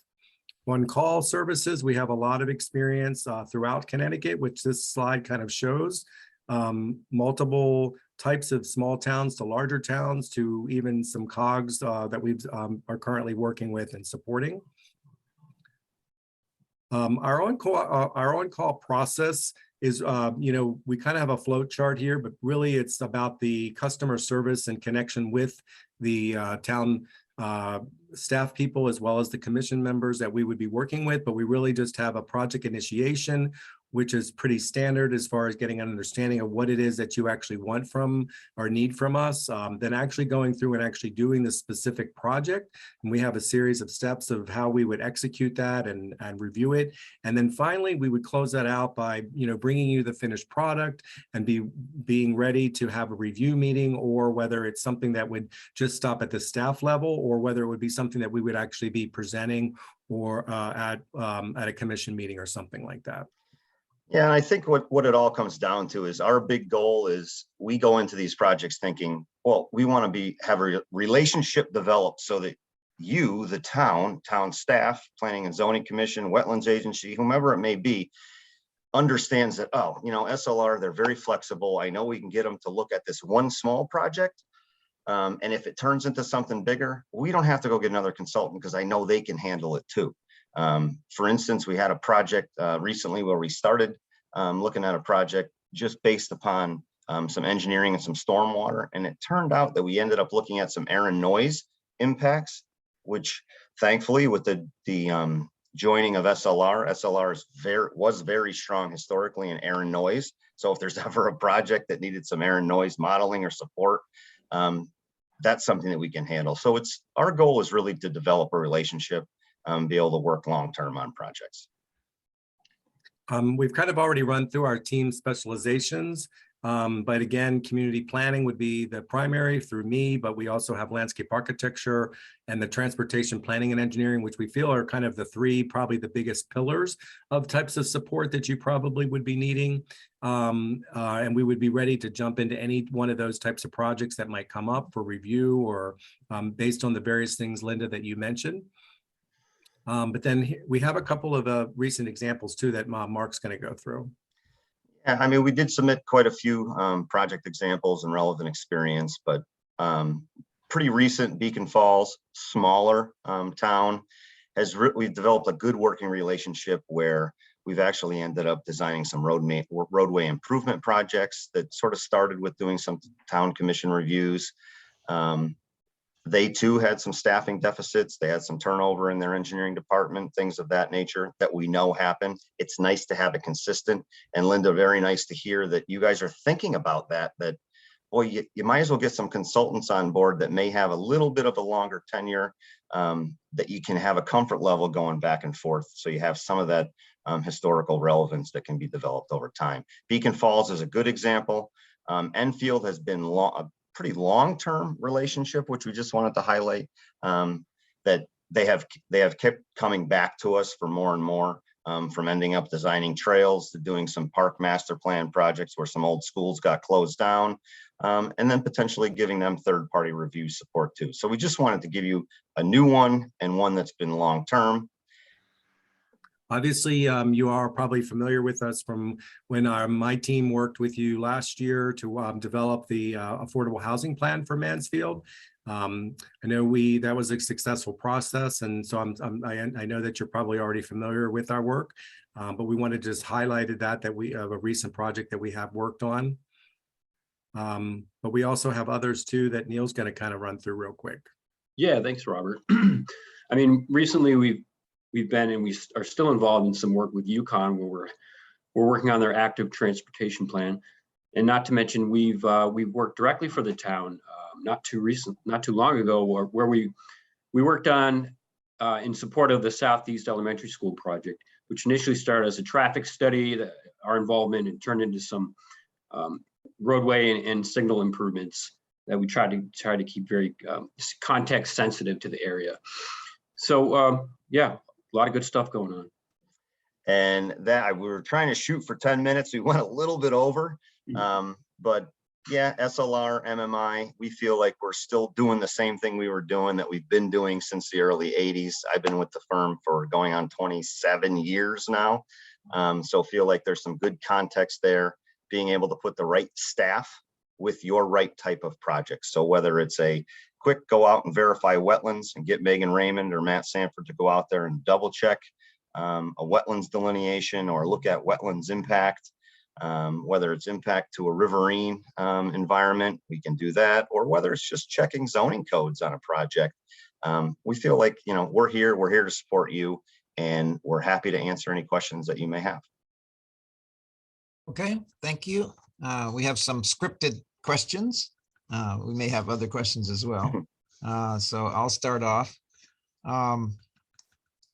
Please describe a complex development for which you have performed similar peer review services, focusing on how you address the following issues and the final outcome. 1, ensuring that your analysis and recommendations conform to the jurisdiction afforded the agency by statute, so as to ensure that a decision is not overturned for agency overreach. And 2, working with town staff representing multiple disciplines and regulatory objectives, which may sometimes conflict. For example, a strong emphasis on the use of LID practices in areas where they may not be suitable due to previous contamination, or where the use of salt and other chemical de-icing materials are strongly discouraged to protect groundwater quality. If you have worked on a project that was ultimately appealed to Connecticut Superior Court, use that as your example. Okay, that is a very detailed question. That's a big question. Yeah. Wow, that's a big one. Holy Moses, that's one of the best ones I've heard. That's my thesis. In 5 words or less. How about if we The just rest say? are all shorter. How about if we just say yes? But we haven't had one that's been appealed. Well, I can tell you, I'm going to hit it from a couple different angles. One, the city of Derby, we have acted as the city engineer / turned into planning and zoning consultant. Right now, Ryan McAvoy is served from SLR in that position. We've been involved in, I can't even put a number on the amount of review projects that we've done for the city of Derby.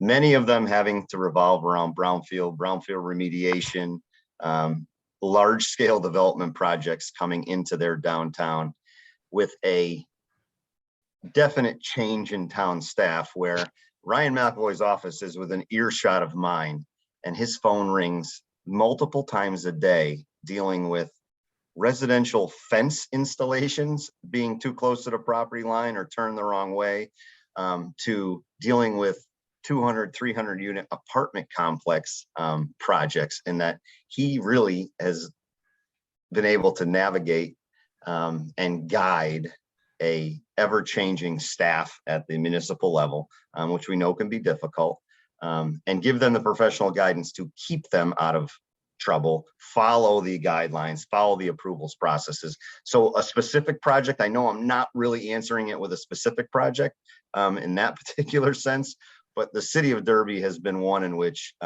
we've developed a relationship long-term, and that they come to us to make sure they don't get into trouble in handling complex projects. Now, the one before Robert, before and Neil, before I let you go, we were involved on a developer side of a large scale project up in Norfolk and North Canaan, Connecticut, that was appealed.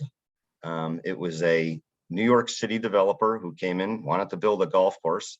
You might have heard of it, Yale Farm Golf Course. That project went through and was approved through 2 towns, and we were supporting the developer, 2 towns, planning and zoning and wetlands. It was appealed by a neighbor contingency who filed intervener status and went through the entire court system in the state of Connecticut, in which yours truly had to go testify on behalf of the developer in support. They actually filed suit against the town planning and zoning commission for the approval that was granted.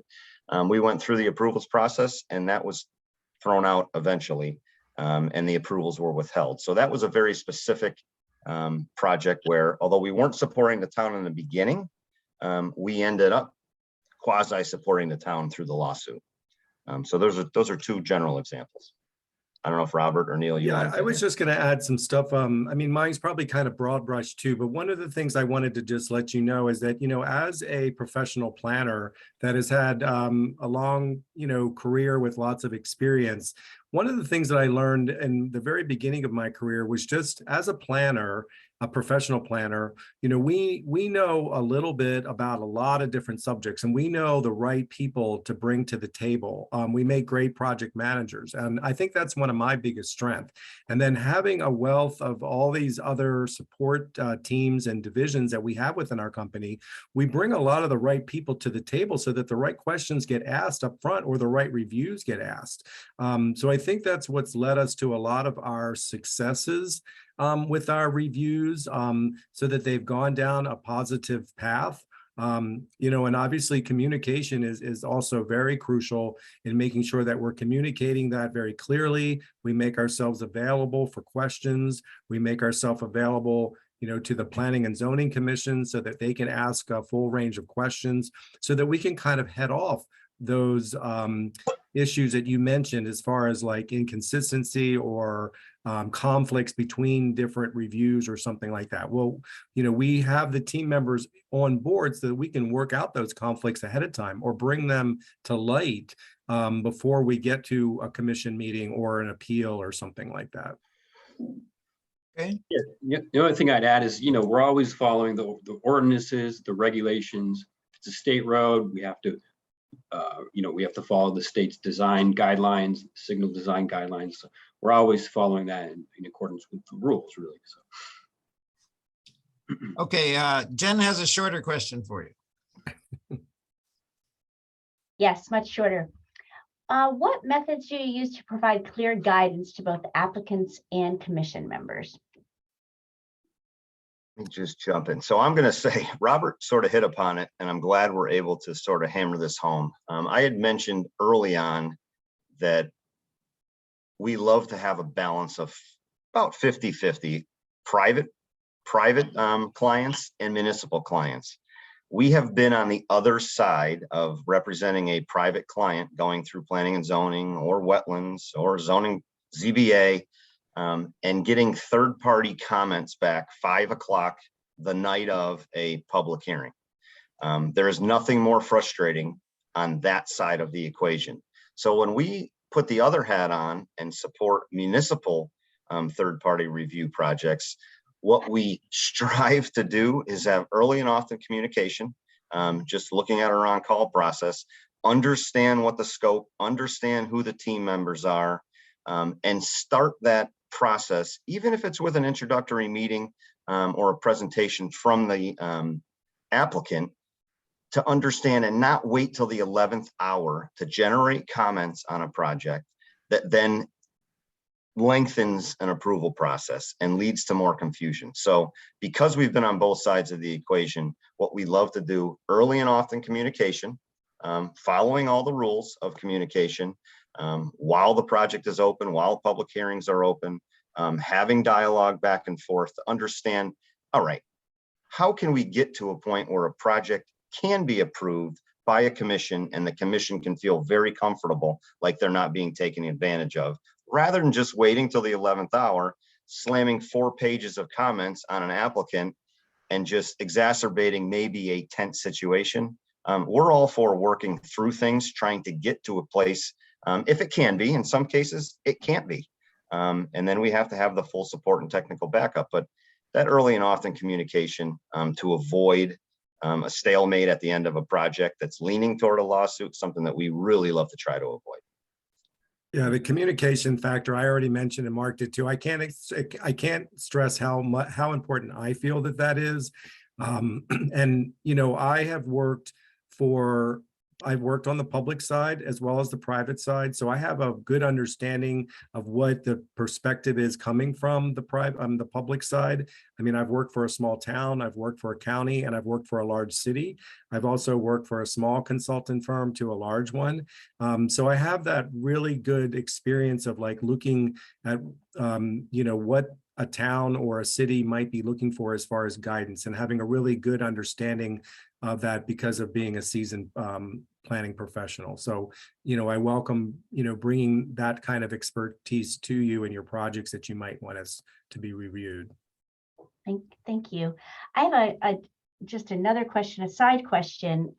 You reference providing peer review for wetlands commissions, but I don't see that you submitted for our wetlands peer review. Was that a mistake on our end, or what is that? Or you don't have the bandwidth right now for wetlands, or have you maybe, I'm not sure. Yeah, I think, and Robert, you can feel free to jump in too. When we reviewed the RFP, we had some discussions and we felt like, well, it came out from the planning and zoning office. So we focused on planning and zoning. Yeah. But as you can see in our org chart submission, in our environmental science category, not only did we include brownfield and building sciences hazardous materials, which is also out of Connecticut, we also put in Megan Raymond, who has the support of Matt Sanford and a few other people that have the ability to either field identify wetlands, look at wetland impacts. So yeah, we geared it toward that planning and zoning, but we wanted to make sure we submitted all of our qualifications. So if we missed something on the interpretation of the RFQ, it was our intent to sort of cover it with our org chart. Sure. Well, there were 2 RFQs, one from the Wetlands Agency and one from the Planning and Zoning Commission. So. Yeah, I think somehow, yeah, I guess I wasn't aware of that. And just in Mansfield, the Inland Wetlands Agency and the Planning and Zoning Commission are the same individuals. They just they open one meeting, they convene it, and then they go in and wear their other hats. So they're separate and distinct commissions, but the same individuals. Right. Okay, so we have a question from Carlita. Hi. Hi. If we requested your assistance on an application submitted by a previous client of yours, how would you respond to our request? Excellent question. And we don't hide behind the fact that we love to have private clients and we love to have municipal clients. If that case were to come up where, you know, if a year or 2 or 3 or 4 years prior, we had worked with this owner or private client, we would disclose it. It would obviously be up to you to make that ultimate decision on whether you wanted to use us, but we would make every attempt to present an assignment of a design team that you see on that project initiation that potentially didn't have any involvement in that project. and we all work under a professional ethics code where we have to support the owner that we're working for. Because we do have the bandwidth, we have, over 100 people in different areas of disciplines in Connecticut alone, to be able to support that. So if it was an ongoing project, perhaps we have some work with the University of Connecticut right now, which is that big white elephant in the room that's putting pressure on the town of Mansfield in some cases. I think there is a pretty good divide in some of the work that we're doing as opposed to a potential third party, but we would disclose it. We'd be open to have a discussion. I think we could put a team together that didn't have any previous involvement. And in some cases, sometimes the previous involvement is actually good to have a little bit of knowledge if it's a fresh new start on a project. Okay, question from Derek. Great. So if we requested assistance on an application similar to a project that you're currently working on for a client in Mansfield or another community, how would you respond? So for example, we have a multifamily project is up for approval that you're working for a client in Tolland, and then you're requested to complete a peer review on a multifamily development that's in Mansfield. How would you proceed?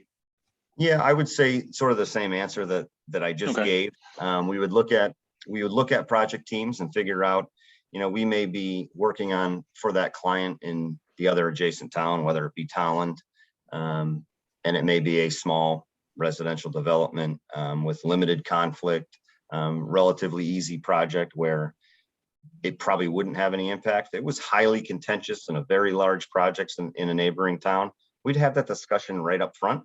And maybe that would be one where it would just be mutually beneficial to not be the third party reviewing consultant on that one. So I think it's, again, have the conversation early, understand what the scope is. You may only need us for, traffic review of a development project where there isn't any traffic issues on the one in the neighboring town. We can give you a whole new team where there's no conflict of interest whatsoever, and work through it that way. Thank you. Being open and honest about that on our part would be very, very important. So we would make sure that we would make anything like that very aware once we got some kind of task order from you, if we felt that there might be a conflict of interest on our part. Okay, and the last scripted question is from Vera. Oh, you speak of being on call actively now with the University of Connecticut. So may I ask you what your involvement is with them? Okay, so I can tell you, we have a couple on-calls. We have an on-call landscape architectural services agreement, which is really dealing with on-campus community spaces and things of that nature. We have an on-call environmental services agreement right now, again, dealing with internal campus improvement projects and things of that nature. And then we also have an on-call civil engineering with the university, which deals with interior small civil projects. For instance, they're doing some work on their admissions building. We had a design and a small parking expansion, some retaining walls. So we had to do some geotechnical work, some structural work, some storm drainage work, and some landscape architectural work, small individual type projects. Neil, I don't know if you want to touch upon your project. Work. Yeah, we're working, we have an on-call, I think it's in traffic and transportation planning with the university. And out of that, we're doing a project it's called an active transportation plan, where it's a big campus-wide transportation plan that really focused on improving the bikeability and walkability of the campus and the connections to the town center. So it's a big ongoing project at the moment. So it sounds like all of your involvement at this point is within the confines of the campus. Is that correct? Well, it's not entirely within the campus in terms of this transportation plan. It does extend a bit into, I guess, Storrs Center, which is, I think, technically outside of the campus. So, with many traffic and transportation plans, it's, they become more regional in nature. So, It's not just within the confines of the campus boundaries. That's a very honest answer, Neil. Thank you. So if we had a public hearing and we had a third party intervener, and one of your professionals or your subcontractor, whatever you would be using, was faced with some rapid fire facts and figures that we'd have to sort through, what would be your reaction to that? Would you be there to supervise the presentation and keep track of what was going on? Good question. And we always highlight it, right in the development of our project scope and on-call process is we do not shy away from being available at public meetings, whether it's in person, whether it's virtual. We're able to do it however the meeting venue is. I will go back to having been down this road. Neil and I have a project going on in Bethel right now where we're representing a private developer, and we just seem to get third-party review comments at 5:30 the night of a public hearing, which makes it virtually impossible to actually go and have a productive public hearing meeting. So what we would do is try to have that early communication to avoid those 11th hour public hearing comments that come up. You're never going to completely avoid them. You may have a neighbor who doesn't have the ability or desire to comment before a public hearing. But we are very comfortable being able to handle very calmly any contentious situations. If we can answer the question, and we do have the support of that commission to answer the question in a public hearing forum, we will by all means try to answer it and put that to bed the night of the public hearing. But if there's something that comes up that requires a little bit more of assessment or understanding, we'll simply say we'll be happy to answer that question. We'll get back to you with an answer to try and quell the attitude or the emotion that might happen at a public hearing.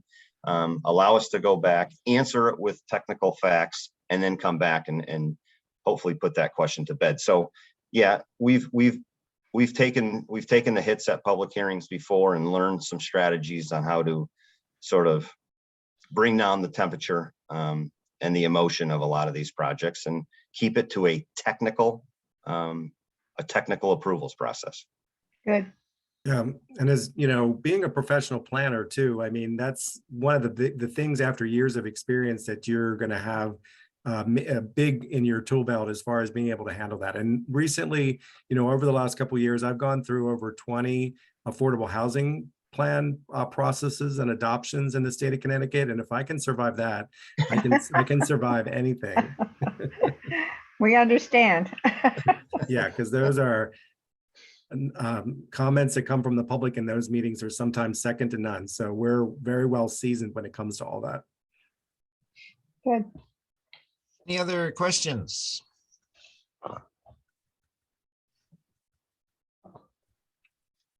Okay, well, if not, thank you for making your presentation today. Sorry, I keep forgetting to ask this. Can you send us some copies of peer review reports that you've done? Sure.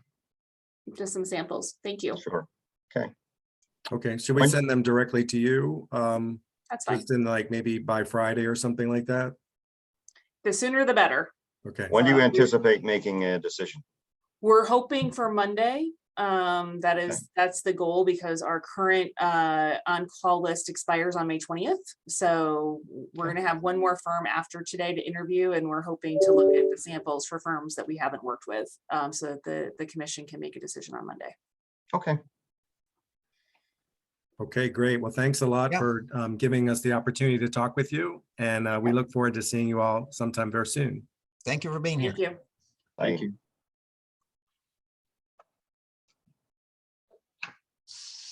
So 3:15 is the next one, right? See you at 3:15. We are barreling along. That's true. Anything about who didn't say who was the director of planning and development or who was the head of inland wetlands. So they got a little confused, I think, previously. Oh, I don't know. I think part of it, there may have been a copy paste thing because we model them off of each other and just change some of the details on the RFQs. So, No, you had to be paying attention. all right, well, let me start letting folks in. There is somebody who doesn't have a name, so I'm not letting them in. And we'll ask them as they come in.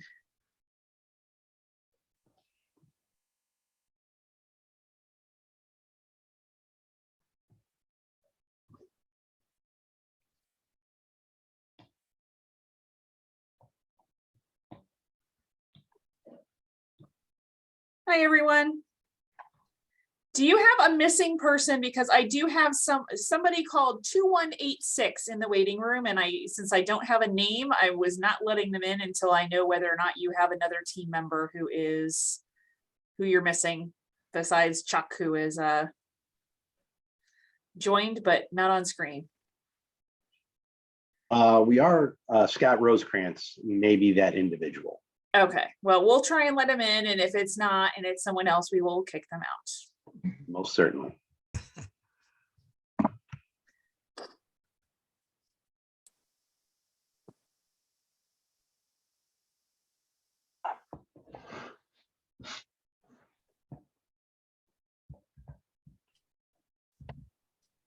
$2186, is your name Scott by any chance?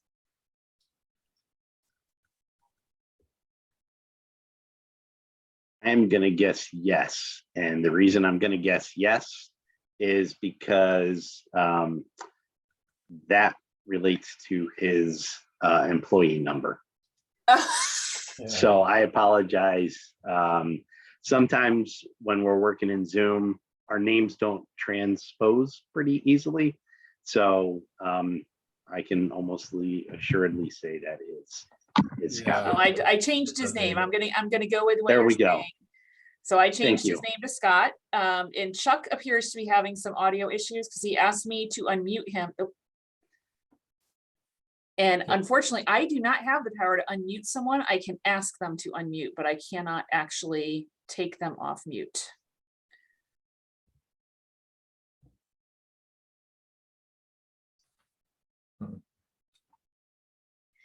When that has happened in the past, sometimes you have to sign off and then log back in.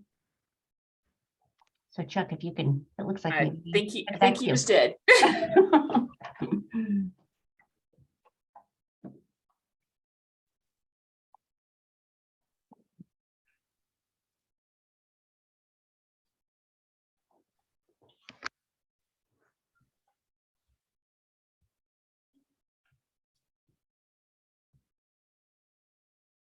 Where are your offices now? For CHA? They're in East Hartford. We miss you in stores. It's a big empty space. You guys can still have my my code if you want to go in and hang out. There's Chuck. All right, it worked. He's still in Mansfield. He looks Yeah. Yeah, you can tell from the background. Hi, everybody. Sorry about that. Hi. That's all right. So we're going to start with introductions first for the committee and then for your team. And then I have a brief background just to talk about why we're seeking professional and technical assistance for the agency and the commission. And then you can do a brief overview of your firm, and we have 5 questions to ask. So my name is Linda Painter. I'm the Director of Planning and Development. I'm Paul Aho. I'm the Chair of Planning and Zoning. Carlita Cotton, Vice Chair, Planning and Zoning. Your award, PZC Chief Secretary. Jennifer Kaufman, Senior Planner, Inland Wetlands Agent. Good afternoon, Derek Delay. I'm the Assistant Town Engineer for the Town of Mansfield. Welcome.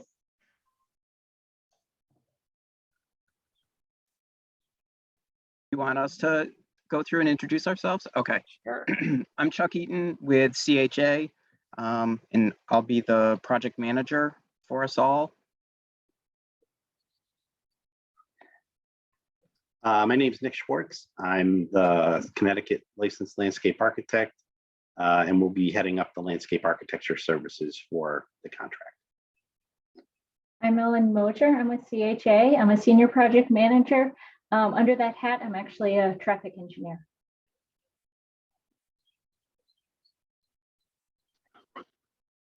I'll go. So I'm Rick Hanneman. I'm with Ty and Bond. I'm a wetland scientist and soil scientist, and we're sub-consultant. Oh, Scott, I should let you go. Whatever. I am going to be on the project team for the Wetlands Agency.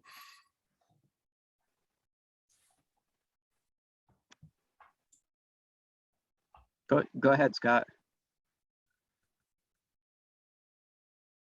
Oh, we can't hear you, Scott.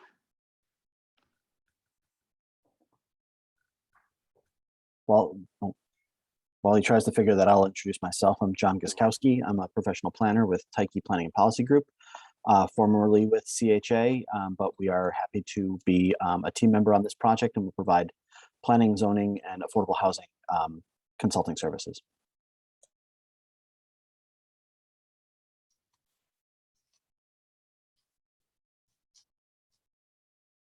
Scott's going to retry here.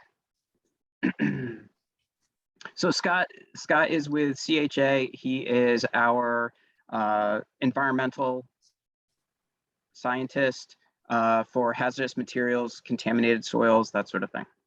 All right. So I tell you what, while Scott is attempting to rejoin, Jen, if you could just keep an eye on the waiting room and let him in, I will just go through just the background for you as to why we're seeking professional and technical assistance.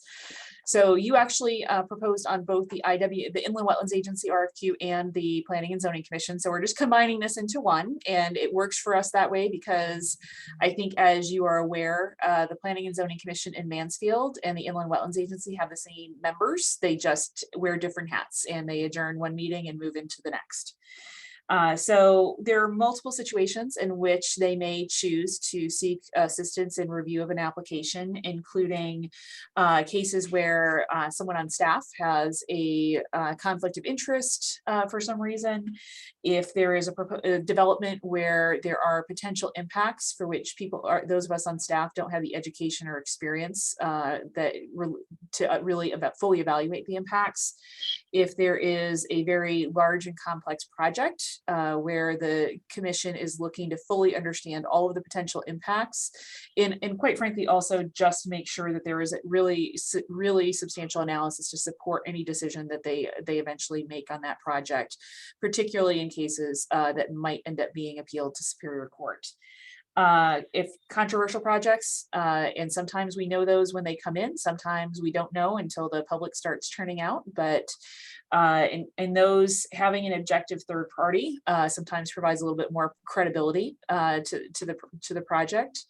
And last but not least is staff capacity. So we are still a small town, and while we do a lot of work, we have potentially several large projects on the horizon that we just would not have the capacity to manage in-house if they all came in at the same time, and would need assistance tackling those. And then also when we have staff absences or departures. And then just full disclosure, I am leaving in a few weeks. So while this RFQ is issued before that announcement, because our existing on-call list is up, it is also timely. So with that, we'll let you guys take over and do a brief intro, and then we'll get into questions. Sounds good. Thanks, Linda. So to give you some history on ourselves here, so quite a few of us on the team were originally with CME Associates. CME was acquired by CHA, and back when we were CME and when we were CHA, we were on the consultant list for the town for plan reviews. So since that time, Rick and John had left CHA. So Rick's now with Ty and Bond, and John is with Tyche. But we really had a good team when we were doing these reviews through CME, and I wanted to be able to provide the town with a group who could provide the full range of services that both the Wetlands and the Planning Commission were looking for. So we really have a great depth of experience and ability in what we can review and how we can review it. CHA, since CME joined CHA has a much greater field. We have folks who are experts in everything from aviation to bridges and structures, environmental architects, but John has an expertise in planning, and Rick has an expertise in wetlands. And Rick also brings with him additional expertise with tie and bond, so that if a wetland biologist is needed, we can provide that. If wetland ecology, very in-depth wetland reviews or inspections are needed, we can provide that. Our office used to be across the street from Town Hall, and since then our lease was up, and CHA decided not to renew that lease, but obviously we still live in the area and are here. A little bit more about myself. So I'm a professional engineer. I have over 25 years of experience. I kind of lead our municipal group in Southern New England here. And through CHA, I serve as town engineer for a handful of different towns in Massachusetts and Connecticut.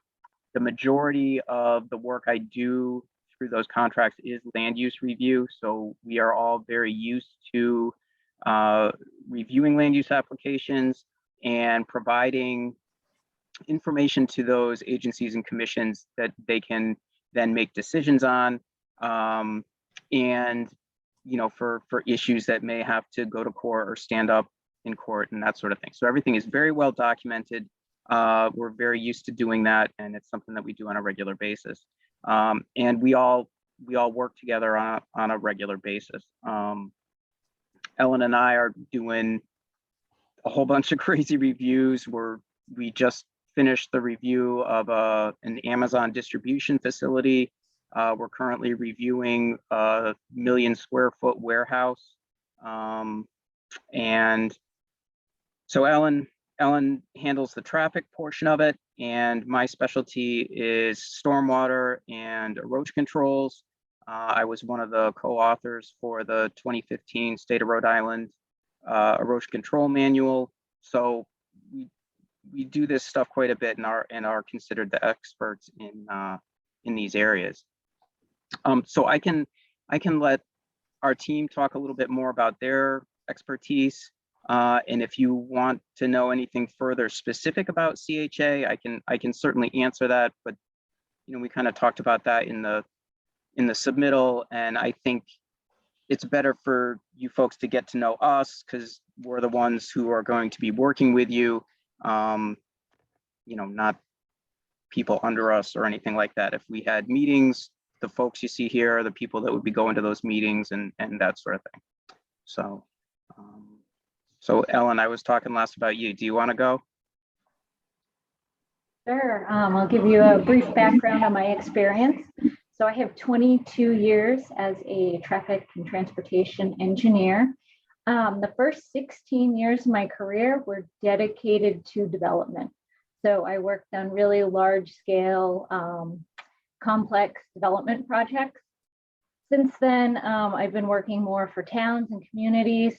I think my past experience makes me uniquely qualified because I really know sort of what to look for in the traffic studies, having been in those shoes before. Often it's what the traffic engineer doesn't say in the studies that's important. That's sort of in a nutshell, my background. Nick, do you want to go? Sure, thanks so much, Chuck. Yeah, I've been with CHA for more than 26 years. Approximately 10 years I spent as Chuck was, as a town designated engineer, and served in that capacity, doing all the reviews, stormwater regulatory reviews. I've also spent a large portion of my career doing visual impact assessments and habitat restoration projects.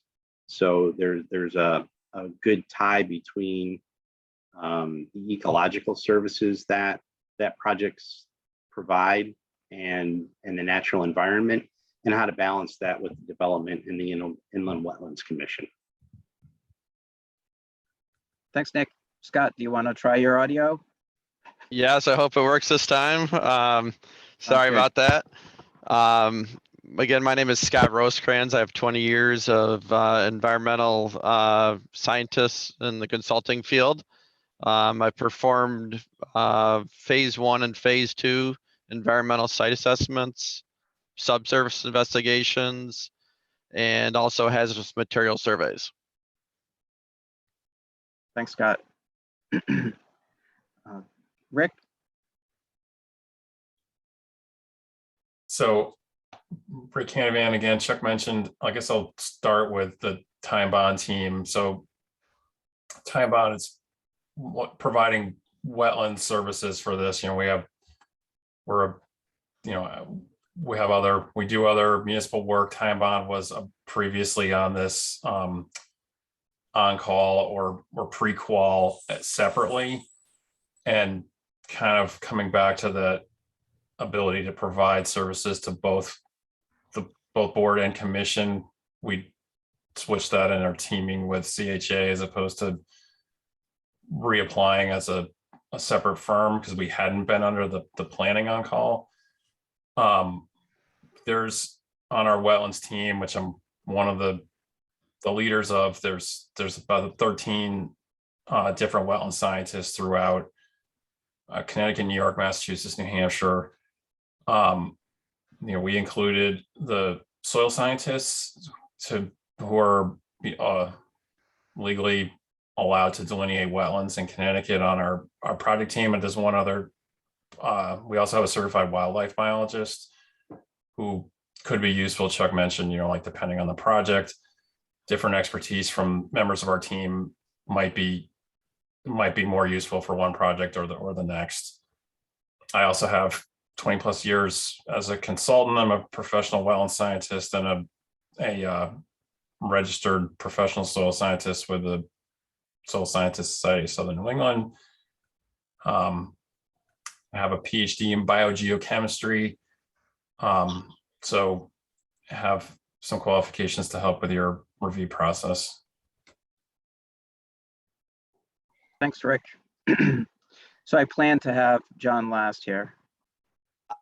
So I thought I was going to be the biogeochemist doctorate in this group. So I'm John Giskowski, Planning and Zoning with Tyche Planning and Policy Group.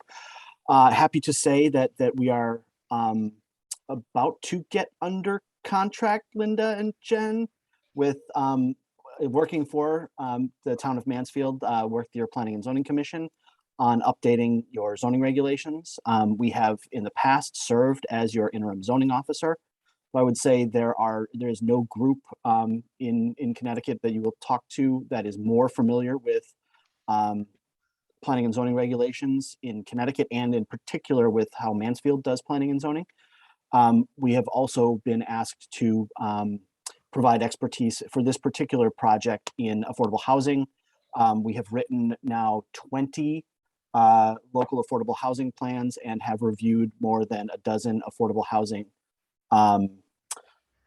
development plans, affordability plans, I should say, for development projects. And I know that is something that is have come up with increasing frequency in Mansfield. So that's something that we're very, very familiar with. But we are your local planning and zoning folks. Thanks, John. Oh, before I forget, I know we said that we didn't have any conflicts, but I did just learn that I believe Laurel, who's on the commission, I believe her husband works for CHA. So I just wanted to disclose that. I didn't know that when we had submitted on this. Otherwise, I would have stated that. So for the record. So we have 5 scripted questions, and I'll do the first one, which is kind of long and complicated, and then the others are short.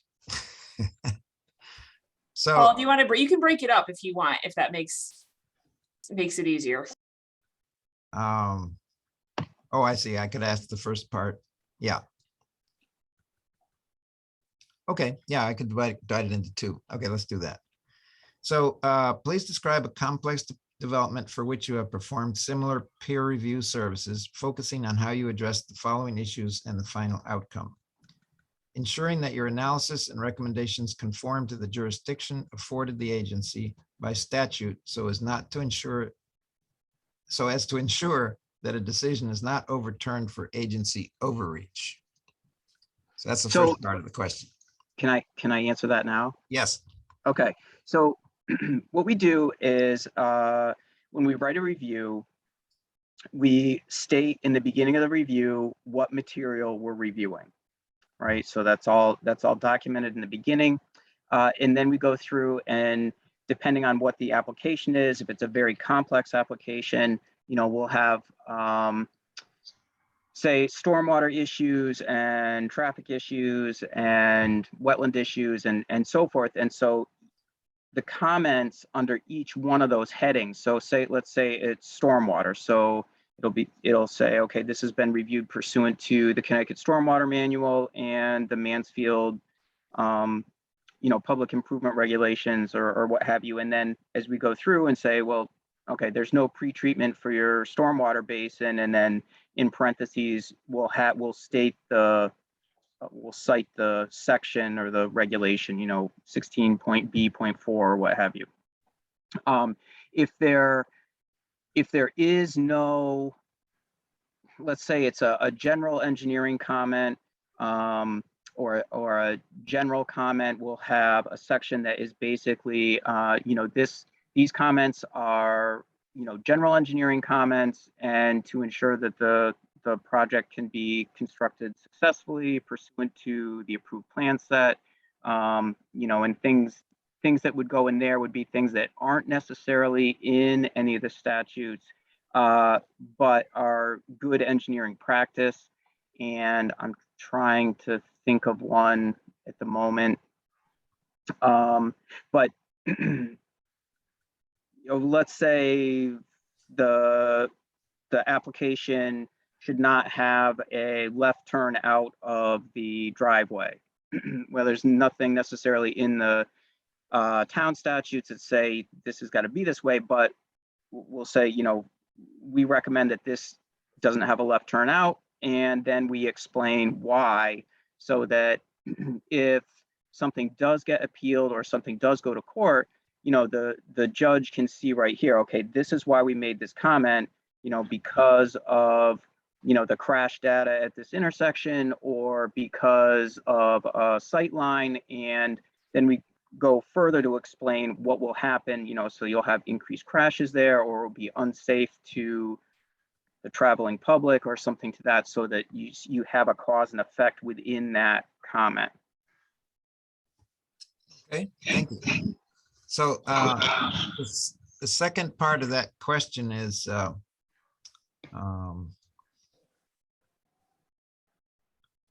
working with town staff representing multiple disciplines and regulatory objectives, which may sometimes conflict. So how would you deal with that? For example, strong emphasis on use of LID practices in areas where they may not be suitable due to previous contamination, or where the use of salt and other chemical de-icing materials are strongly encouraged to protect groundwater quality. Sure, that's something that that happens quite often. A lot of the state agencies now, like the DOTs, have different worksheets, and I'm not saying that this is necessarily something that we do. It's something that we could coordinate with or with the commission on. But there's different sheets and things that some of the states have that where you can document things like groundwater contamination, or other characteristics of the site that will limit what's prescribed in the regulations. Like sometimes you have regulations that say, hey, you have to recharge all of the stormwater runoff that comes off of the site. Well, if you're in a site that has really high bedrock and groundwater, you can't do that. So you have to make sure that the applicant properly documents these things and that these things are reviewed and put together in a way such that everyone understands and realizes how the project came to the point where we're at with, you know, what the different stakeholders and the commission decide is appropriate. Because a lot of times you get into a little bit of a gray area there, even though you have the science to back up why something can't happen. There still sometimes are choices to be made by the commission in these cases, you know, like in a redevelopment type of scenario. Okay, all right, thank you. So Linda has a question. Oh, I thought it was Jen's turn. Oh, is it Jen's turn? That's okay. I haven't been keeping track. wait, that's all right. Jen, you want to do it? You want me to do it? I'll do it. Okay. So this is an easy one, or it's a short one. I don't know if it's easy. Well, all right, we'll give it to the doctor then. Yeah. Yes, okay.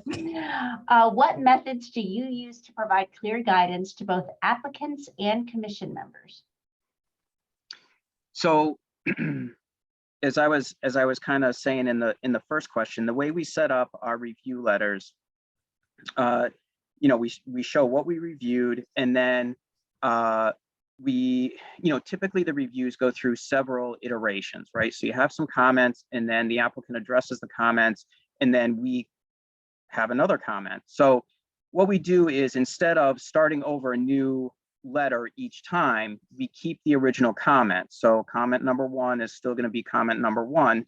And what we do is we basically have the original comment in regular text, and then, you know, we'll have like italicized text, and then the current comments are in bold. And so you have a complete history of the entire project and all these comments in each letter as you move forward. So so things can't get forgotten or misplaced or anything like that as the applicant moves through the permitting process.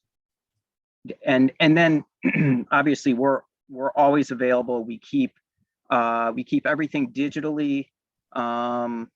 So if there's notes or letters or plans or anything like that, we keep all of that organized within our servers. And, you know, you folks are always welcome to make use of that.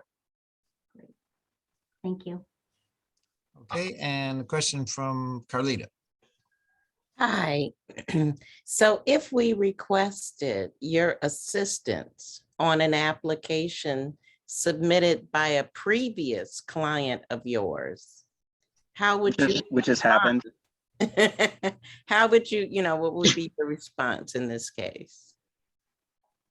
So this actually did happen. We went through, we were asked to do the review, and I was new to CHA from CME, and I was going through the legal contracting process, and our attorney said, hey, you know that, I forget, was it Capital?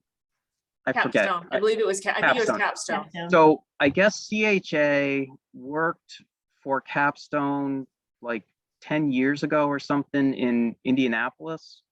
And so I disclosed that to Linda and Jennifer and said, hey, I don't know if this impacts anything, but they were a client of ours a long time ago. And so, and the commission decided to go with a different reviewer. So, you know, it is what it is. Does that answer the question? So in other words, you would disclose that information, and yes, that would be good. Yes. Thank you. Okay, question from Derek. Is Derek with us? Derek is getting his daughter off the bus, or no, there's Derek, Oh, so there he I don't is. have to ask the question.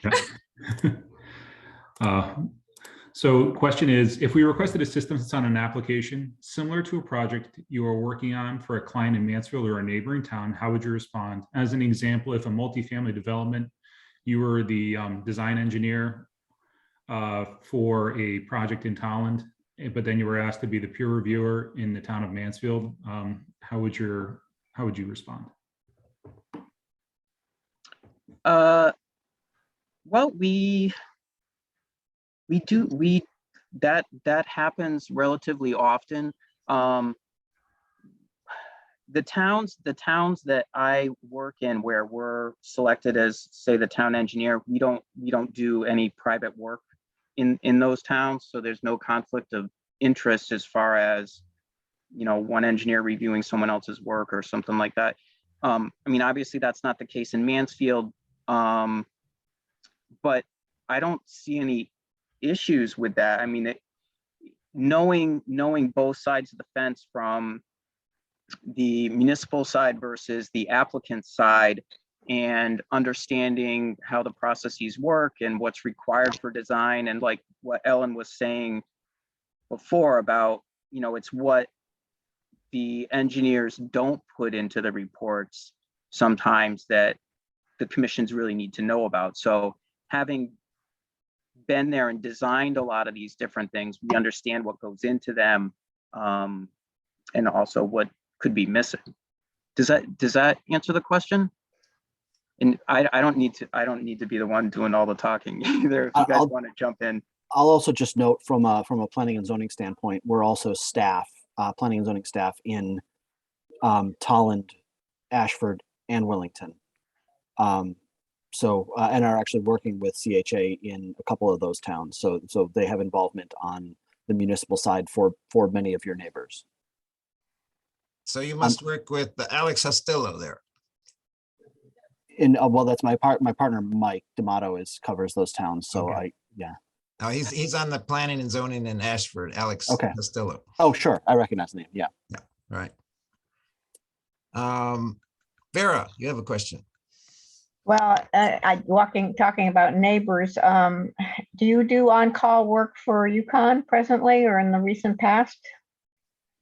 We had a survey on call a long time ago. In fact, I think it was when we were CME. But we do not have an on-call. I don't think CHA has an on-call with UConn at the moment. I know Rick has done some work for UConn in the past, and he can probably talk a little bit more about that.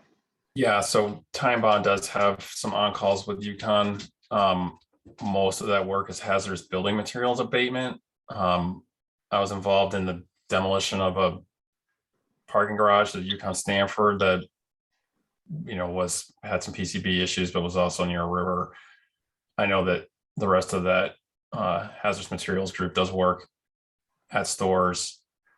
So, certainly just all of this thread here seems to be, disclosure. Certainly we would be doing, disclosing, any potential conflicts between work that we do for UConn and anything we would do for you as part of this team.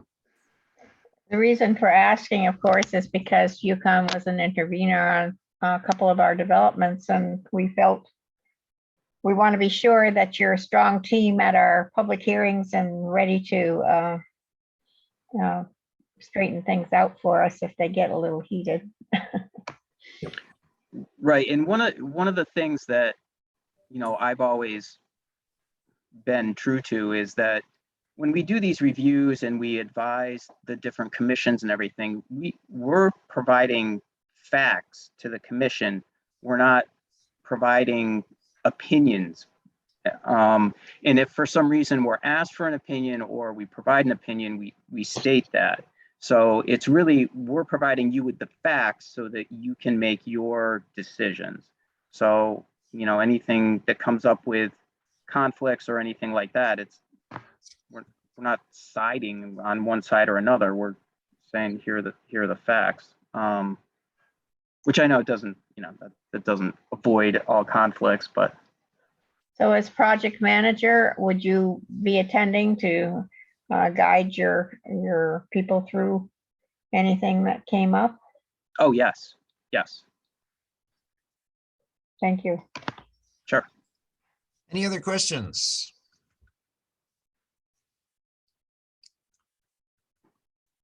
So I think so your last question, that was your paraphrasing of the last question, I assume. Yes. Yes, yes. The answer is yes. I recognized it.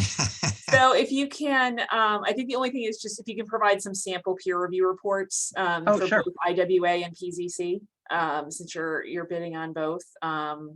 I think you did do a project for us, actually fairly early on in our peer review process. So we have, I think, a couple of samples on hand, but anything you have that you can provide, especially if you have changes in team members, would be great. Sure. So we did the East Road wetlands review when you first started doing the peer reviews. And then we also did the South Eagleville Road. Eagleville Green. Yes. Yeah. And that was both planning and zoning and wetlands. Yeah. So, but I can provide you with. Yeah, if you can, just because I think, ones. again, and you have Rick and Ty and Bond now, so I think you have some different team members. So, Mhm. and I'm not sure, I don't know if we did traffic on that. I can't remember. You can tell me.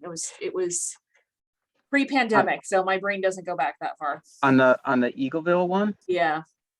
I don't think we did traffic on that because it was such a Right. small project. We didn't see the need for that.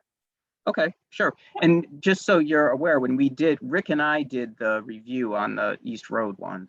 Okay. Oh, okay. We did that one together. Yep. We also, So- Chuck, this is going back a couple of years, but I believe I reviewed an affordability plan. Yep, that was Green. that was the Eagleville Green That one. was Eagleville. Okay. Yep. So we'll dig those reports out for the commission so everybody can see them in that case. Okay, and I'll provide you with some additional ones. Great, thank you. Okay. Thank you for presenting. And Thanks for having us. okay. Good Thanks, to have everyone. you. Yeah. All right, take care. Bye. Look forward to Thank you. Bye-bye. working with you. Thank you. Bye. Bye.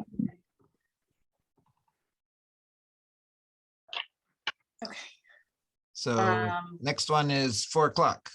4 o'clock. So I do have some news. So Barton and Logidice are like, oh yes, we do want to interview, but they're not available on Monday. They are available on Tuesday or Wednesday. So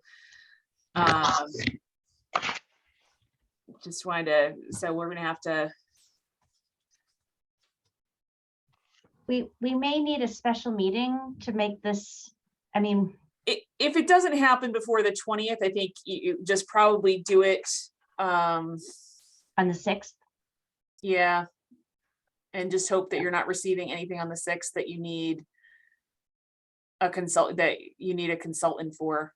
Well, if we do, we'll just have to make the decision. At the following meeting. Yeah. Yeah. Yeah.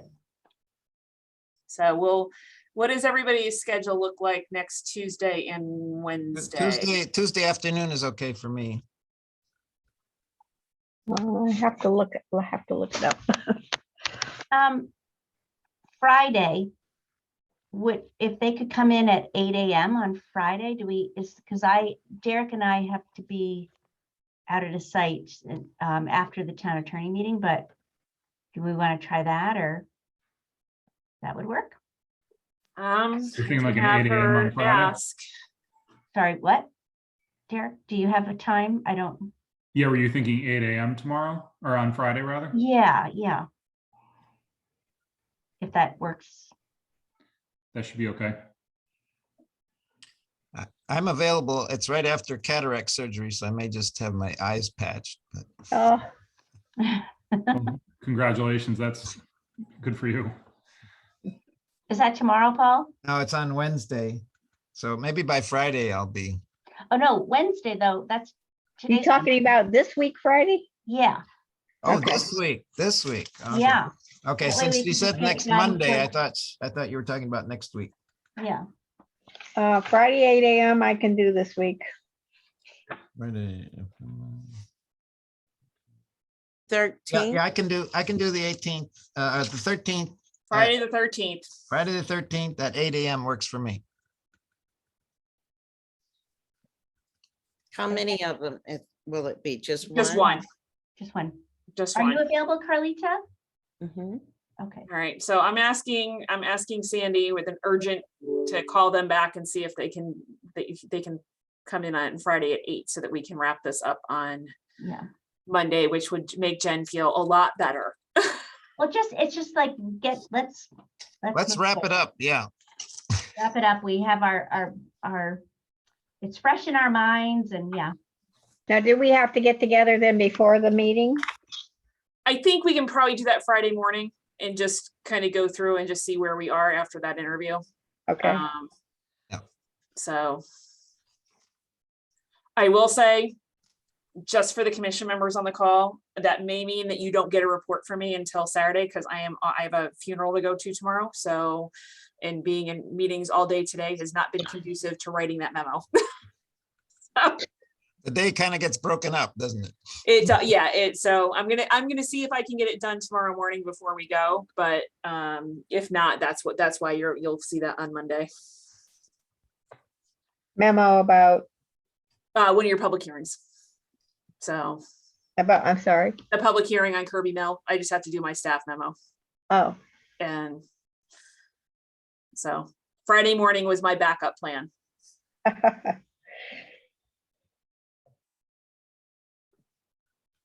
So when Derek comes back, we do have, it looks like our next, I don't know that I have all of my people for the next one. Let me just look. It looks like we've got 1 or 2 people that are not yet here for the 4 o'clock. And I think Derek might be moving to phone mode. I'm not sure. I think he has oh, is he coming back? Yeah, I'm gonna jump onto my phone now. Okay. So he's gonna participate via phone because he has he's Derek, got dad duty. Do you want me to ask your question, number 4? Does that make it easier? Or? Yeah, that'd probably be a good idea. Okay. It's been amazingly gone very smoothly for so many people to be involved. Yeah. And they all show up. That's good. Well, you know what? I have to say there are some benefits to Zoom. You know, it's really like, easy. again, Derek can participate. He just, isn't going to be on video, but he can still do what he needs to do for his family and participate. And honestly, in some ways, it's probably easier than, having people like in the halls right now. So, all right, everybody ready for our last contestant of the day? Bring them on. And this is SWCA, and they are only bidding on inland wetlands. So Jen, actually, I'm gonna have, I'll ask your question since you're. Either way.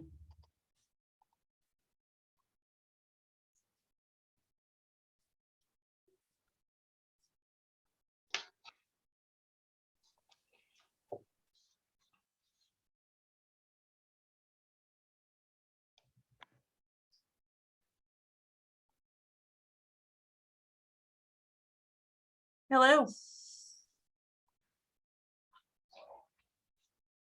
Good afternoon. Yes, it looks like we have somebody who's still trying to connect to audio. And do you have was there anybody else that you had joining, Phil? Let me see who is here. Yep, Dennis is here. Yep, Okay, so Dennis replaced Christopher Gagnon. Let me see. That's correct.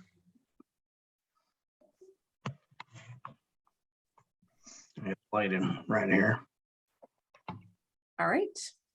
Looks like we've got everyone. So welcome. My name is Linda Painter. I'm the Director of Planning and Development.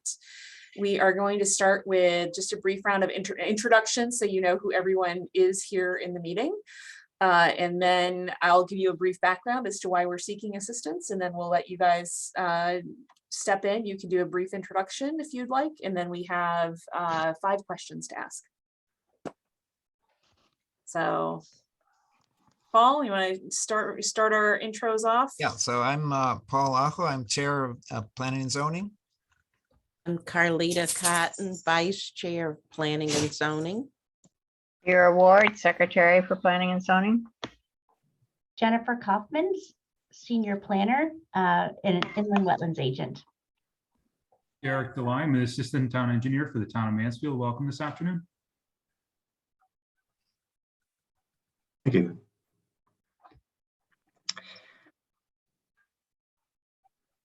All right, I'll start us off. Trace Bernier, I'm a natural resources team lead with SWCA. I'm Phil London. I'm the professional wetland scientist and soil scientist for SWCA. And good afternoon. My name is Dennis Godair, and it's nice to see a couple of familiar faces. And I'm with BL Companies, and I'm a senior project manager and landscape architect and certified planner with the company. Looks like you're at a standing desk. I am. All right, good for you. All right, so just a little bit of background as to why the agency is seeking on-call professional and technical assistance. So there are several situations in which the agency might be going out and seeking proposals from the on-call list, including conflict of interest from one of the staff members that serves the agency. If there is a development that has potential impacts that staff just doesn't have the education and specialized experience to fully evaluate those impacts.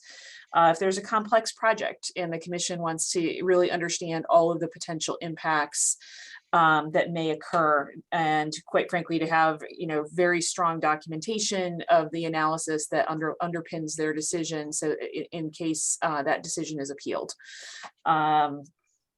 There are sometimes controversial projects, and so having a neutral third party kind of an objective voice can be helpful. And then also it can also be staff capacity. So, we are in a situation where we're a small town, and we do have situations where there are several large projects that come in or may have the potential to come in simultaneously, and staff just is limited in how much they can do on those projects if we get hit all at once with everything. So those are the key reasons. And with that, we'll turn it over to you to kind of do a little overview of your team. Sure. No, we appreciate the opportunity to come before you guys today. SWCA has teamed up with BL Companies to provide the suite of services that the town is looking for. I'll give you, a quick overview of SWCA, then I'll let the BL guys toot their own horns. So SWCA, we're a full service ecological consulting firm. We have provided, possibly dozens of peer reviews at this point all over the Commonwealth. We do work all over New England. Our particular offices in Amherst and Boston. Most of our work is in Southern New England, particularly in Massachusetts and Connecticut. We're very much aware of the need and the value of third-party peer reviews, especially for wetlands and stormwater and whatnot. We have a full staff of professional wetland scientists, certified wildlife biologists, SESWEs, as well as soil scientists. Phil, did you like to add anything? I'm just like that. I am one of the soil scientists. I'm registered through SNE. Have been since 1992 after I graduated URI. I've done a lot of work in your area. I actually worked at a field office and right in the area. I kind of lived in Vernon for a long time, so I kind of worked out of that area doing soil work for a while. And I've been kind of the staff soil scientist for SWCA for about 5-6 years now. And I'm Dennis Godair from the standing desk here in Lebanon, Connecticut. I've been with BL for a couple of years. I was here prior as well. And we've done work within the town of Mansfield with Storrs Center. And I believe, Linda, Jennifer, you recall that we are representing our client on the Storrs Road as just disclosure, which will be, and we're meeting on site on Friday. I personally, my background also from the private, other than the private sector as a manager, I've been a town city planner for the city of Hartford, Waterford, and the city of Groton. So I come from the perspective of also understanding the side as a municipal staff and agencies and volunteers. So BL's been in business, I think, roughly 40 years or more. We are a full service engineering architecture firm. We have on-calls with municipalities throughout the state, from the city of Hartford, Danbury. We are responsible for certifying stormwater discharge certifications for the Connecticut DOT. I'm trying to think, city of Groton as well, Waterford, and some others. So we've got a footprint in the state, and we're familiar. While I'm pitch hitting for Chris Gagnon, I'm local in Lebanon, and a proud UConn grad. And I just want to toot the horn of the Storage Center project. It's an awesome project. And when I was a senior, my senior project at UConn resulted in my plan hanging on the wall of Cynthia Van Zelm's office while that project was getting going. So I was thrilled to find that out several years later. But so. Great. Okay, so we have 5 questions for you. Mine is kind of complicated, so I'll break it into 2 parts. So the first one is, please describe a complex development for which you have performed similar peer review services, focusing on how you address the following issues. So the first one is ensuring that your analysis and recommendations conform to the jurisdiction afforded the agency by statute, so as to ensure that a decision is not overturned for agency overreach.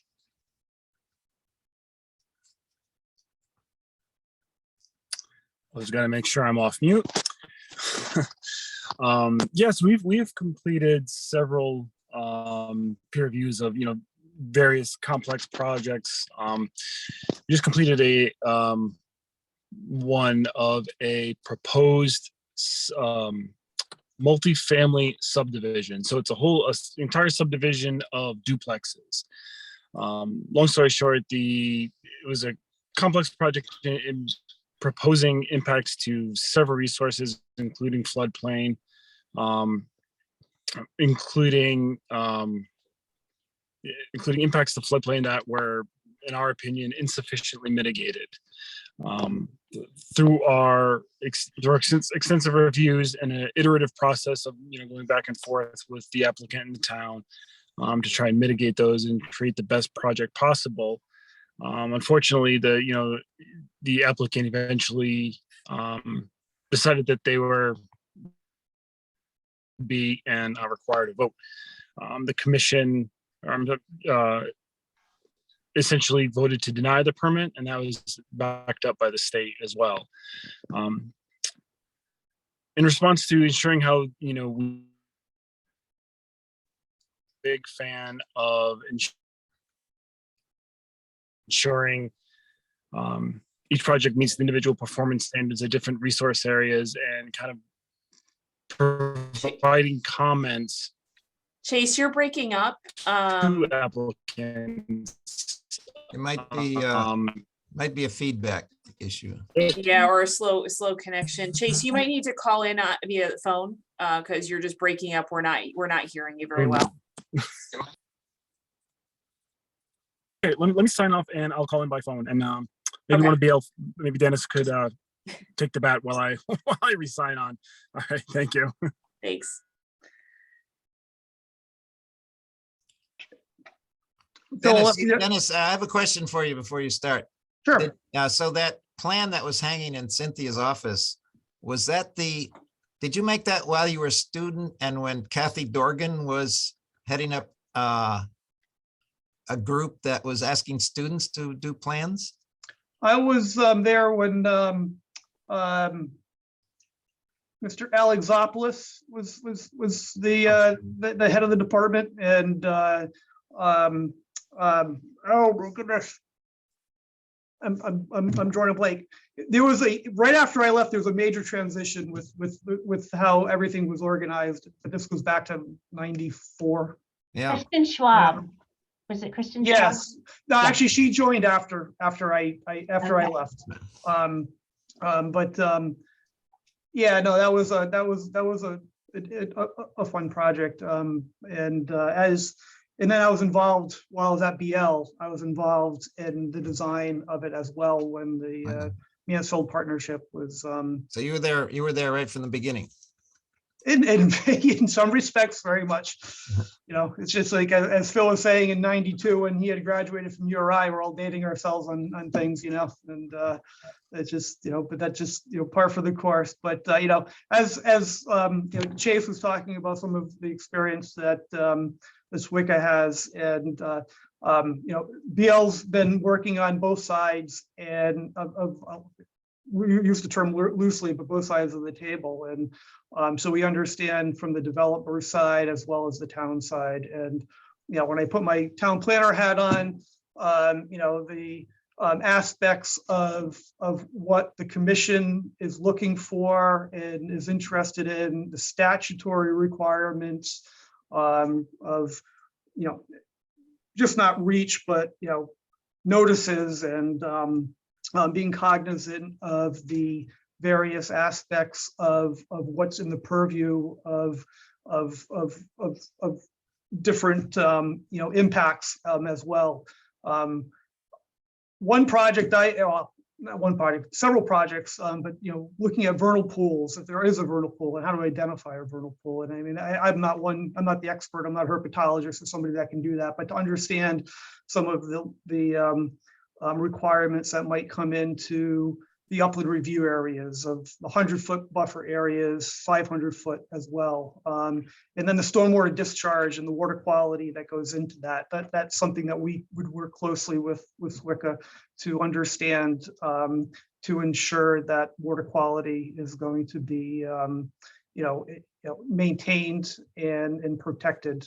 It's going to be a vital aspect on the environmental side. So did Chase get back in touch with us? Did you want to finish up the question you were answering? He's muted. He's muted. Yeah. Why don't I move on to I think he answered most of that question. Let me move on to part B of my question. Yes.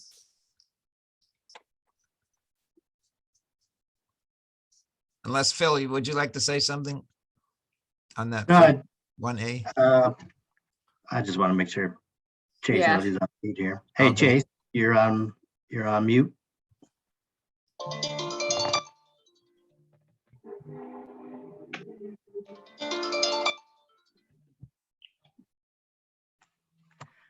Oh, well, we can move on. Okay, let me ask the second part of the question, which is, so another issue to think about is working with town staff representing multiple disciplines and regulatory objectives, which may sometimes conflict. For example, strong emphasis on the use of LID practices in areas where they may not be suitable due to previous contamination or where the use of salt and other chemical de-icing materials are strongly discouraged to protect groundwater quality.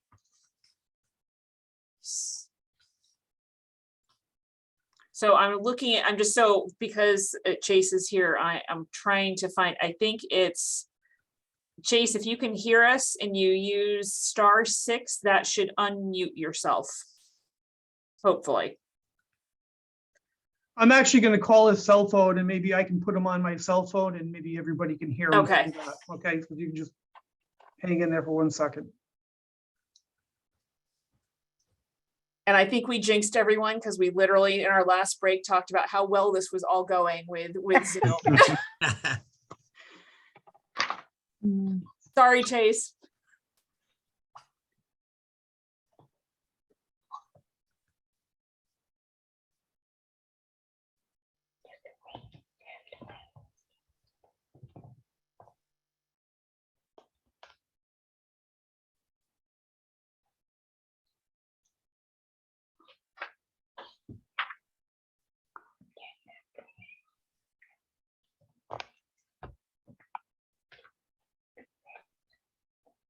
All right, I have Chase on speaker. He could hear us, but he couldn't hear, but you guys, we all couldn't hear him, obviously.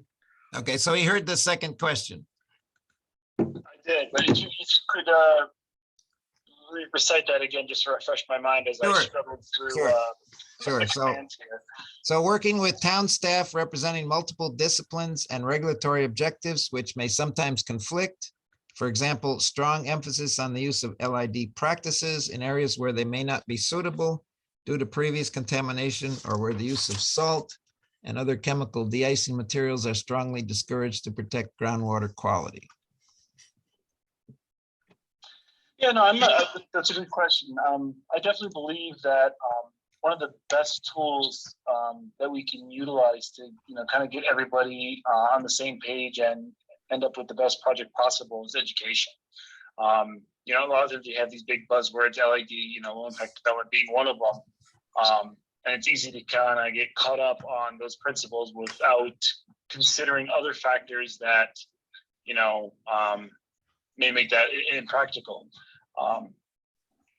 So I'm going to bring all the people to the table and, educating them on why a particular practice or methodology may or may not be the best tool in that particular instance. Okay. Jen, you have a question. So what methods do you use to provide clear guidance to both applicants and commission members? That's a perfect question. I kind of hope you guys got part of this in my first answer, but whenever we do a peer review, one of the first things we do is sit down with the applicant and kind of make sure we have all the materials. But after doing the site visit and reviewing their applications and everything like that is, I like to provide a very specific kind of comment and response comment letter. So comment one dealing with I don't know, whatever it may be. Say it's flag relocations. And making those very clear as to what our comment is and relate it back to the regulations. That kind of establishes not only our regulatory authority, but it gives the applicant a clear understanding of what we're looking for and why we're looking for it. And I found in all the peer reviews we've done, that's been received very, very well, especially as some of these longer reviews for larger projects where there can be a lot of complex issues. By having that numbered comment response, it's a lot easier to kind of follow things through as certain things get answered and are no longer an issue. It doesn't just muddy up the works and overcomplicate the review. Okay. A question from Could I? Yeah, go ahead. Go ahead. Could I add to that? I think that was a very important point, that Chase had made with making sure there's the paper trail. God forbid anything went awry, later on. But I think having that open, collaborative dialogue and being receptive to feedback, input, sometimes informal conversation is going to be important to have, either representing you as the town or in collaboration with the town as well. And from economic development standpoint, preservation standpoint, all of that, there's a balance that needs to happen. So. Okay, Carlita. So if we requested your assistance on an application submitted by a previous client of yours, how would you respond to our request? Yeah, no, that's also an excellent question. Depending on the client that we provide you with a disclosure of, hey, this is either a previous client, this is the project we worked on them with, as well as if it's a active client or anything of that sort. We definitely don't want to have even the hint of any kind of impropriety or anything like that.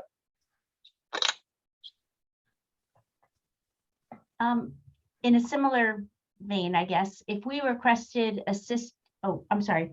Did you have a follow-up, anything to follow up with, Carly? Sorry. Then I will go. Go ahead. If we requested assistance on an application similar to the project you're working on for a client in Mansfield or a neighboring town, how would you respond? So basically, if you're working in Mansfield with a different client on one project, and then we're asking for a peer review on another project or an adjacent town, how would you respond? You mean like a similar type of project? Like say there's a solar project in Mansfield and we had a solar project, say in a different town, but a different client, or? Yeah. You want to clarify that, Linda? Yeah, so I mean, you think of it as basically potentially projects that might be competing against one another. So you have a client, you know, and I'll give the one that's most likely in Mansfield, multifamily, you know, that is either working on a project in Mansfield or in a neighboring town, and you know, another, you know, completely different developer comes in and we're seeking peer review on that project. Yep. Yeah. No. Again, big fan of disclosures.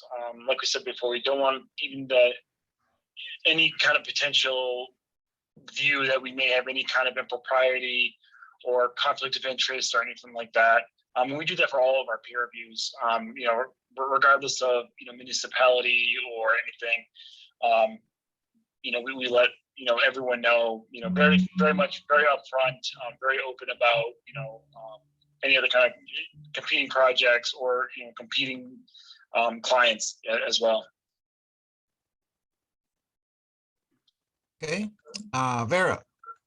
Speaking of full disclosure, are you currently or have you recently been working with UConn on call? SWCA has not, that I know of. Okay. I will have to get back to you on that. I think BL might have an on-call with UConn, or at least have in the past. I'll have to clarify that for you.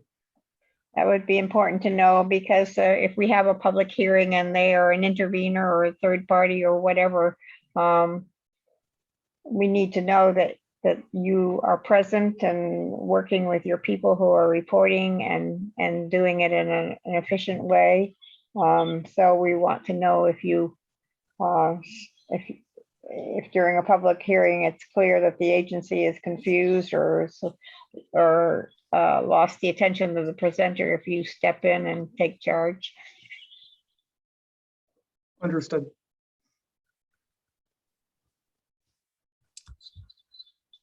Okay, any other questions for the consultants?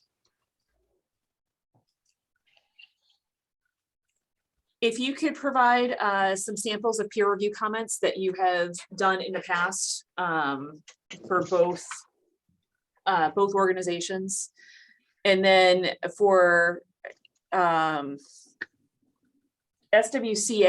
can you go into a little bit of detail on how you manage your subs? Yeah, we can definitely get something over to you as an example. As far as how we manage subs and whatnot, particularly with BL in this instance, we like to bring them in, as soon as possible, especially for peer reviews, to kind of take care of their particular tasks, whether that be a stormwater issue or a geotechnical issue or whatever their expertise is.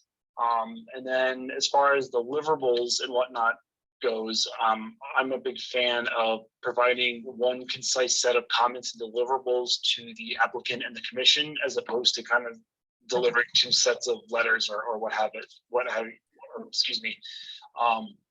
you. Kind of the same thing with like site visits and with plans to coordinating everything as a team, as opposed to piecemealing it out.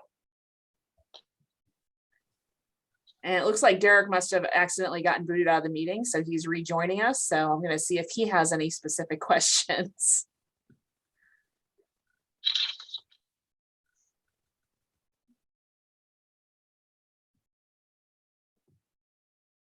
Derek, you there?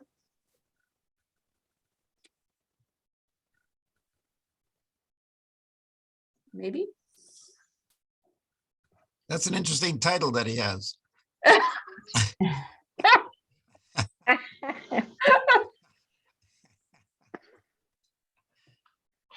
Paul's just happy this isn't You going must, to be you must transcribed. run a fun public hearing. Paul does like to joke. If I could add, I don't know if Derek is going to be able to connect, but as part of what Chase was referring to with responses, it also can come down to the wire of the last minute of getting information in and being responsive to review and meeting the statutory timelines, or trying to avoid any extensions too. And I think our team has a we've worked with SWCA quite a bit, and throughout New England and beyond. But being able to coordinate and be responsive to your needs, applicant needs as well, is going to be important. So Very good. I'm going to assume that Derek doesn't have any particular question. No, I do not. Okay, very good. There he is. Just so you, well, we'll tell you what your title shows up as afterwards, Derek. Hey, you might want to work on that font a little bit. Yeah, when you guys were making fun of me, I figured there was something off with the way the title shows up. So Yeah. I'll definitely have to make that edit. It's recorded for you for posterity, so. I have to tell you, it's really badass.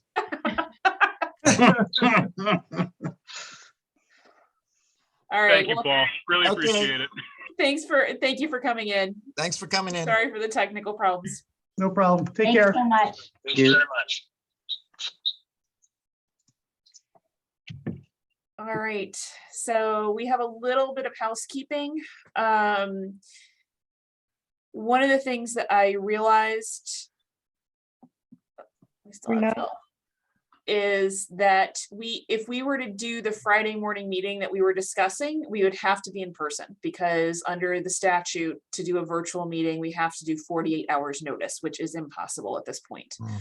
So wanted to see, that the firm is saying they're willing to do in person. So I think the question is, Derek is now calling my phone.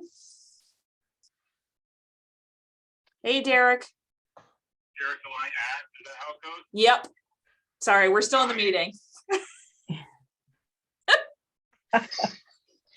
And you're on speaker, so that's now recorded too. So are people okay with, so here's the thing, if we do it as in person, anyone who's not comfortable being in person can attend virtually. So we would just have to make sure we can get into council chambers and set that up. Yeah, so that's, I mean, we can just wait till Tuesday and do this on June 6th too. So whatever. What's the, Derek, I was just saying that because we don't have 48 hours, we can't do a virtual meeting on Friday at 8 a.m. The firm can do it in person. We can offer a hybrid for folks, as long as I can get into the council chambers to. Do we have to live stream it, or can we just do it like we would a Conservation Commission meeting or something like that? I'm just trying to think of have you done hybrid conservation, Jen? I have not, but I'm trying to figure out how we would do it, even if we don't have to live stream it. I'm just trying to figure out how we do it. We do it in conference room C. You're right. We have done it in conference room C. We have done it hybrid with other ones, so we can do it in B or C. So folks could just do, again, if we advertise it as in person, it's hybrid. Any member that is not comfortable attending in person can attend virtually. We just have to offer, we just have to advertise it as in person. Or we could do it Tuesday afternoon. Or we could do it Tuesday afternoon. I probably should not attend in person just because of trying to be really careful before a trip, but. So again, I mean, do people have a preference between 8 a.m. Friday or Tuesday? I'd rather have Tuesday. Okay. I'd rather get it over with. I'll come on Friday. If you want to do Friday, I'll do Friday. You're muted, Carlita. Tuesday, what time? We don't have a time yet, so it's a preference of, would you be willing to do Friday at 8 AM? Again, we'll set it up so you can attend virtually. Okay, if it's virtual, I could do Friday We 8. just have to advertise it is in person, but again, by statute, as a member, if you want to attend virtually, we have to provide the option. So, all right, so we'll advertise this. We'll have to. No, you can't advertise it. No, I can if it's in person. I have 24 hours for an in-person okay. meeting. I can advertise as 24 hours, which means we have, I gotta call the clerk's office. Because if they're not there, we can't do it. You know what, we're gonna have to, Jen, I think I think it's too complicated. I think it's too complicated. I think we're gonna have to do Tuesday. Yeah, that's We just okay. I didn't realize it's after 4:30, which means the clerk's office Oh. is closed. We can't, and they're not open until 8:15, and we have to post 24 hours in Yeah, advance. So Yep. we're, unfortunately, we're on Tuesday. So this means you guys, the commission, the agency will just handle this on June 6th, hopefully. But it will also, quite frankly, it'll also give staff more time to check references for you. Yeah. Which I think we should be doing, and that can be time consuming. Although we can do it digitally. So can we do it like 2 or 3 in the afternoon on Tuesday? Does that work Yeah, for we'll everyone? check. 2 or 3 in the afternoon if that works. Derek, does that work for you? No, that should work. Which So date? The 17th? 17th, yeah. Tuesday the 7th. I would say let's go with 3 because Jen and I have a 1 o'clock meeting with UConn. Okay, 3 is fine. I All have right, a meeting in Hartford, so I might not be back for it, but keep going. What time do you get back? What time do you get back? The meeting starts at 12:30 with Commissioner Saudi. I don't know how long it could go. Do you want to do 3:30 or 4? 30 back here. 3:30 or 4. I can try for it. Yeah. 4. Derek, Not can you do 4? positive, but I'll try. I should be able to do that on Tuesday. Okay. So let's go with, I will see if the applicant can do it at 4 on Tuesday or the consultant. Okay, we're done for today. At All right. 4:44 PM. Thank you so much for the marathon today. We really appreciate it. Have a good day. Bye. Derek says thank you. Take care. See you Friday.